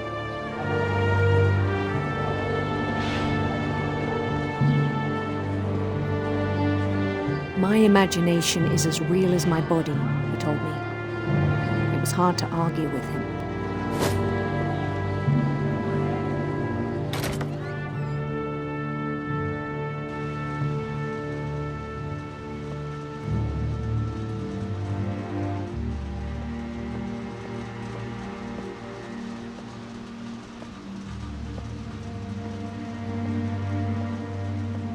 He began to forget the world we know.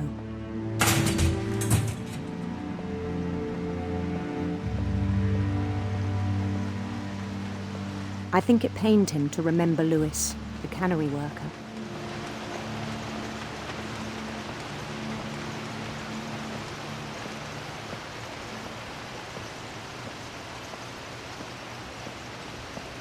He began to despise the man with a royal contempt.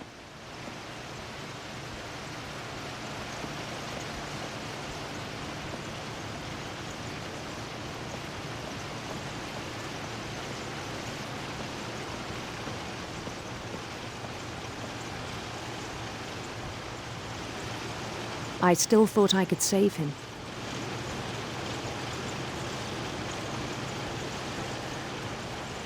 Even after he said he was being crowned king over all the lands of wonder.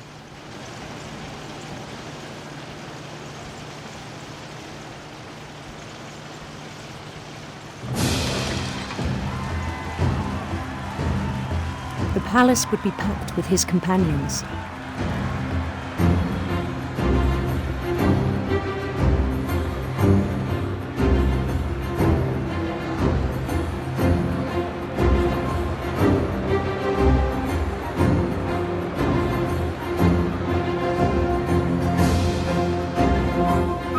Including the wise Calico who'd insisted on inviting him.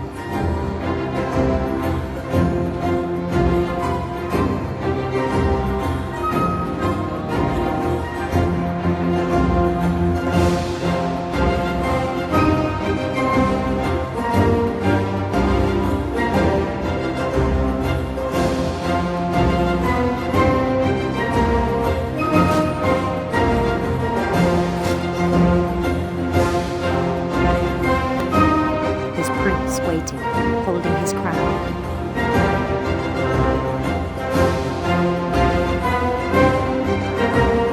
There was only one thing left to do.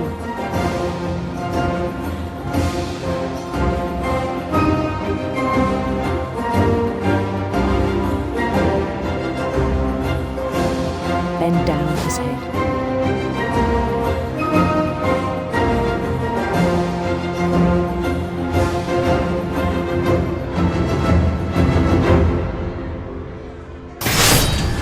Rest, I think you know.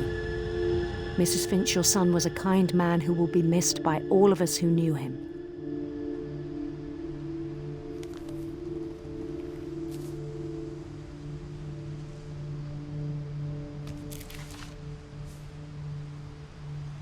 My brother was really cool. I wish you could have met him.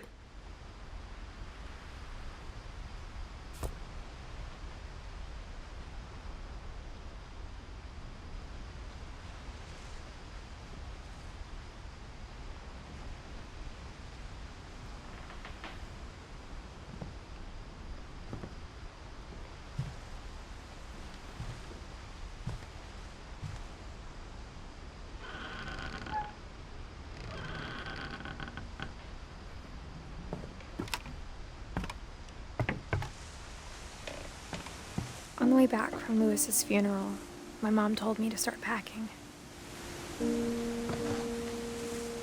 She waited until the day before we left to tell Edie. I'm not sure if she wanted to make it easier or harder.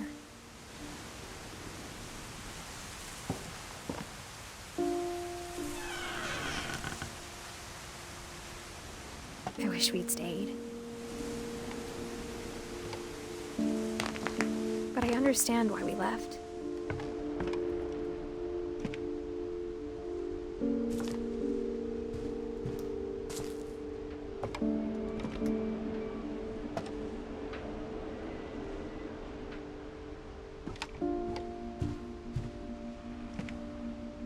My mom ended up leaving everything behind.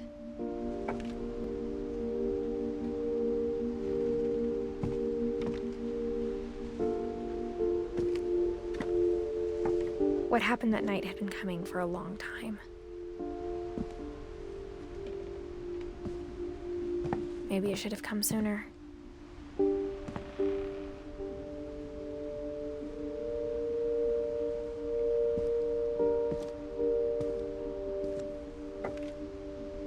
But it had to end one way or another.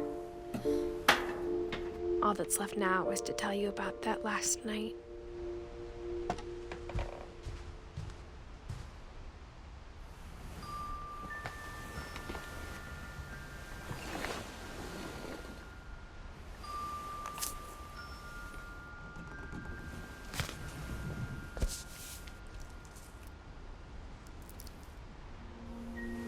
That whole last day, Edie just watched us pack and didn't say a word. Until supper, when she raised her glass and said, "To our final night together, and all our final nights apart." Grandma, you know what I said about alcohol. Some of your medications are very Edith, specific. I left a present for you in the hallway. Why don't you go open it? The grown-ups have to argue now. I'm sorry, you're right. We're all leaving tomorrow. Let's just enjoy our last... I'm not leaving. Edith, you're excused.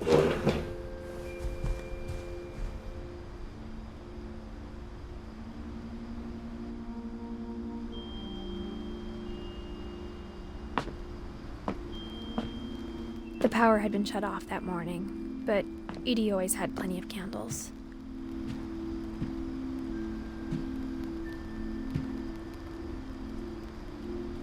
When my mom sealed the library, I don't think she knew about the other entrance.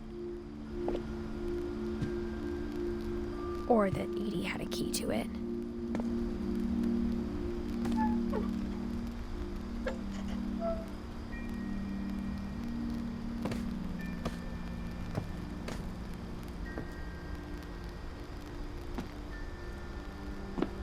That thing you're afraid of isn't going to end when you leave the house. Edith has a right to know these stories.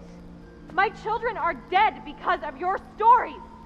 I think it's best if Edith and I leave tonight. We'll have the nursing home send a van for you in the morning, okay?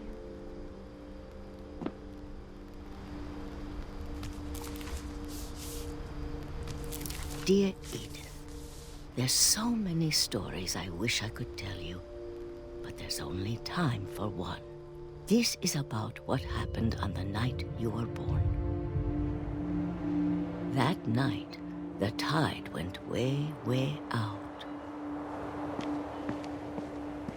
It was the first and last time I ever saw the old house aground. There'd been an earthquake out in the middle of the ocean.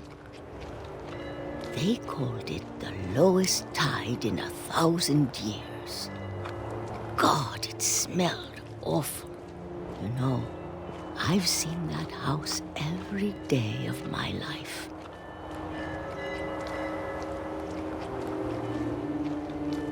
But I never thought I'd go back to it. When the fog rolled in, I lost my way.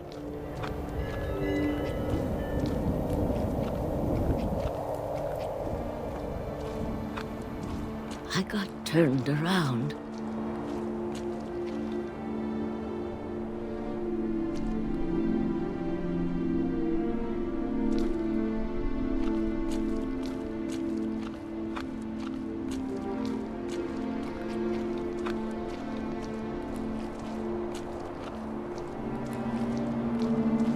I started seeing things.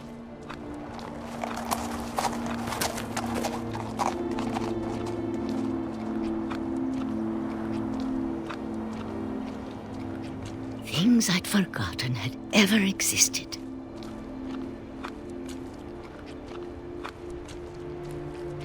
But when I saw them, they felt like old friends. That night, a lot of things came back to me. Or maybe I came back to them.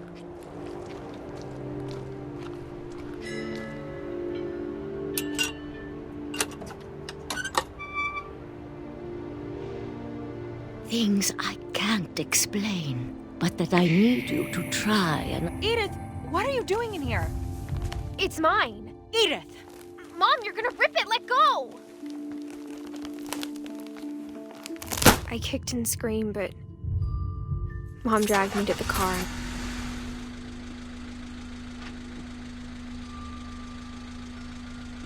I never saw Great-Grandma Edie again. The next morning, the van came to pick her up, but she was already gone. After that, we moved around a lot.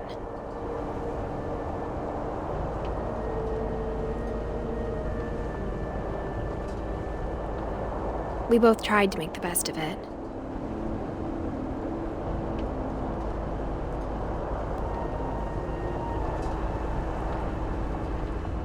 A few years went by.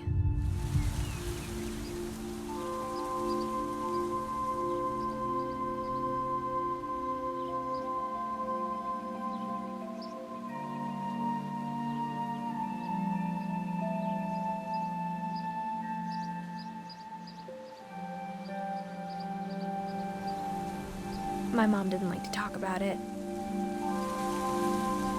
but she started getting sick a lot.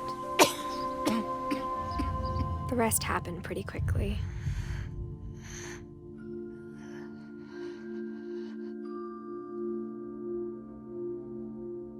She got better for a while, and then she didn't.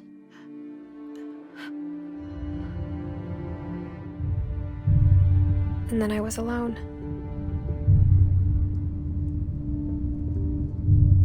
The last Finch left alive.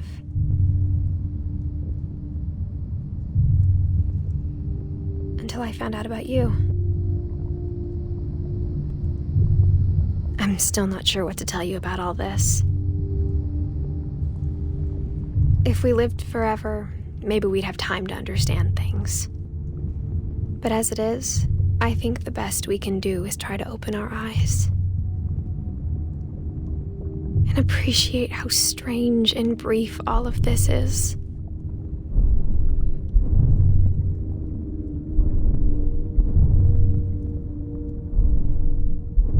This journal was supposed to be for you.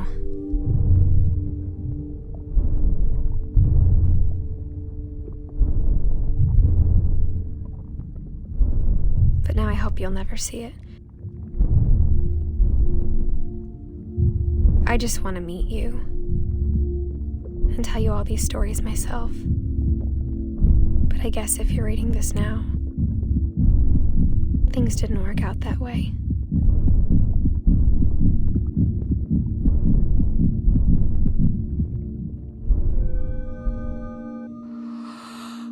This is where your story begins. I'm sorry I won't be there to see it. It's a lot to ask, but I don't want you to be sad that I'm gone. I want you to be amazed that any of us ever had a chance to be here at all. Good luck.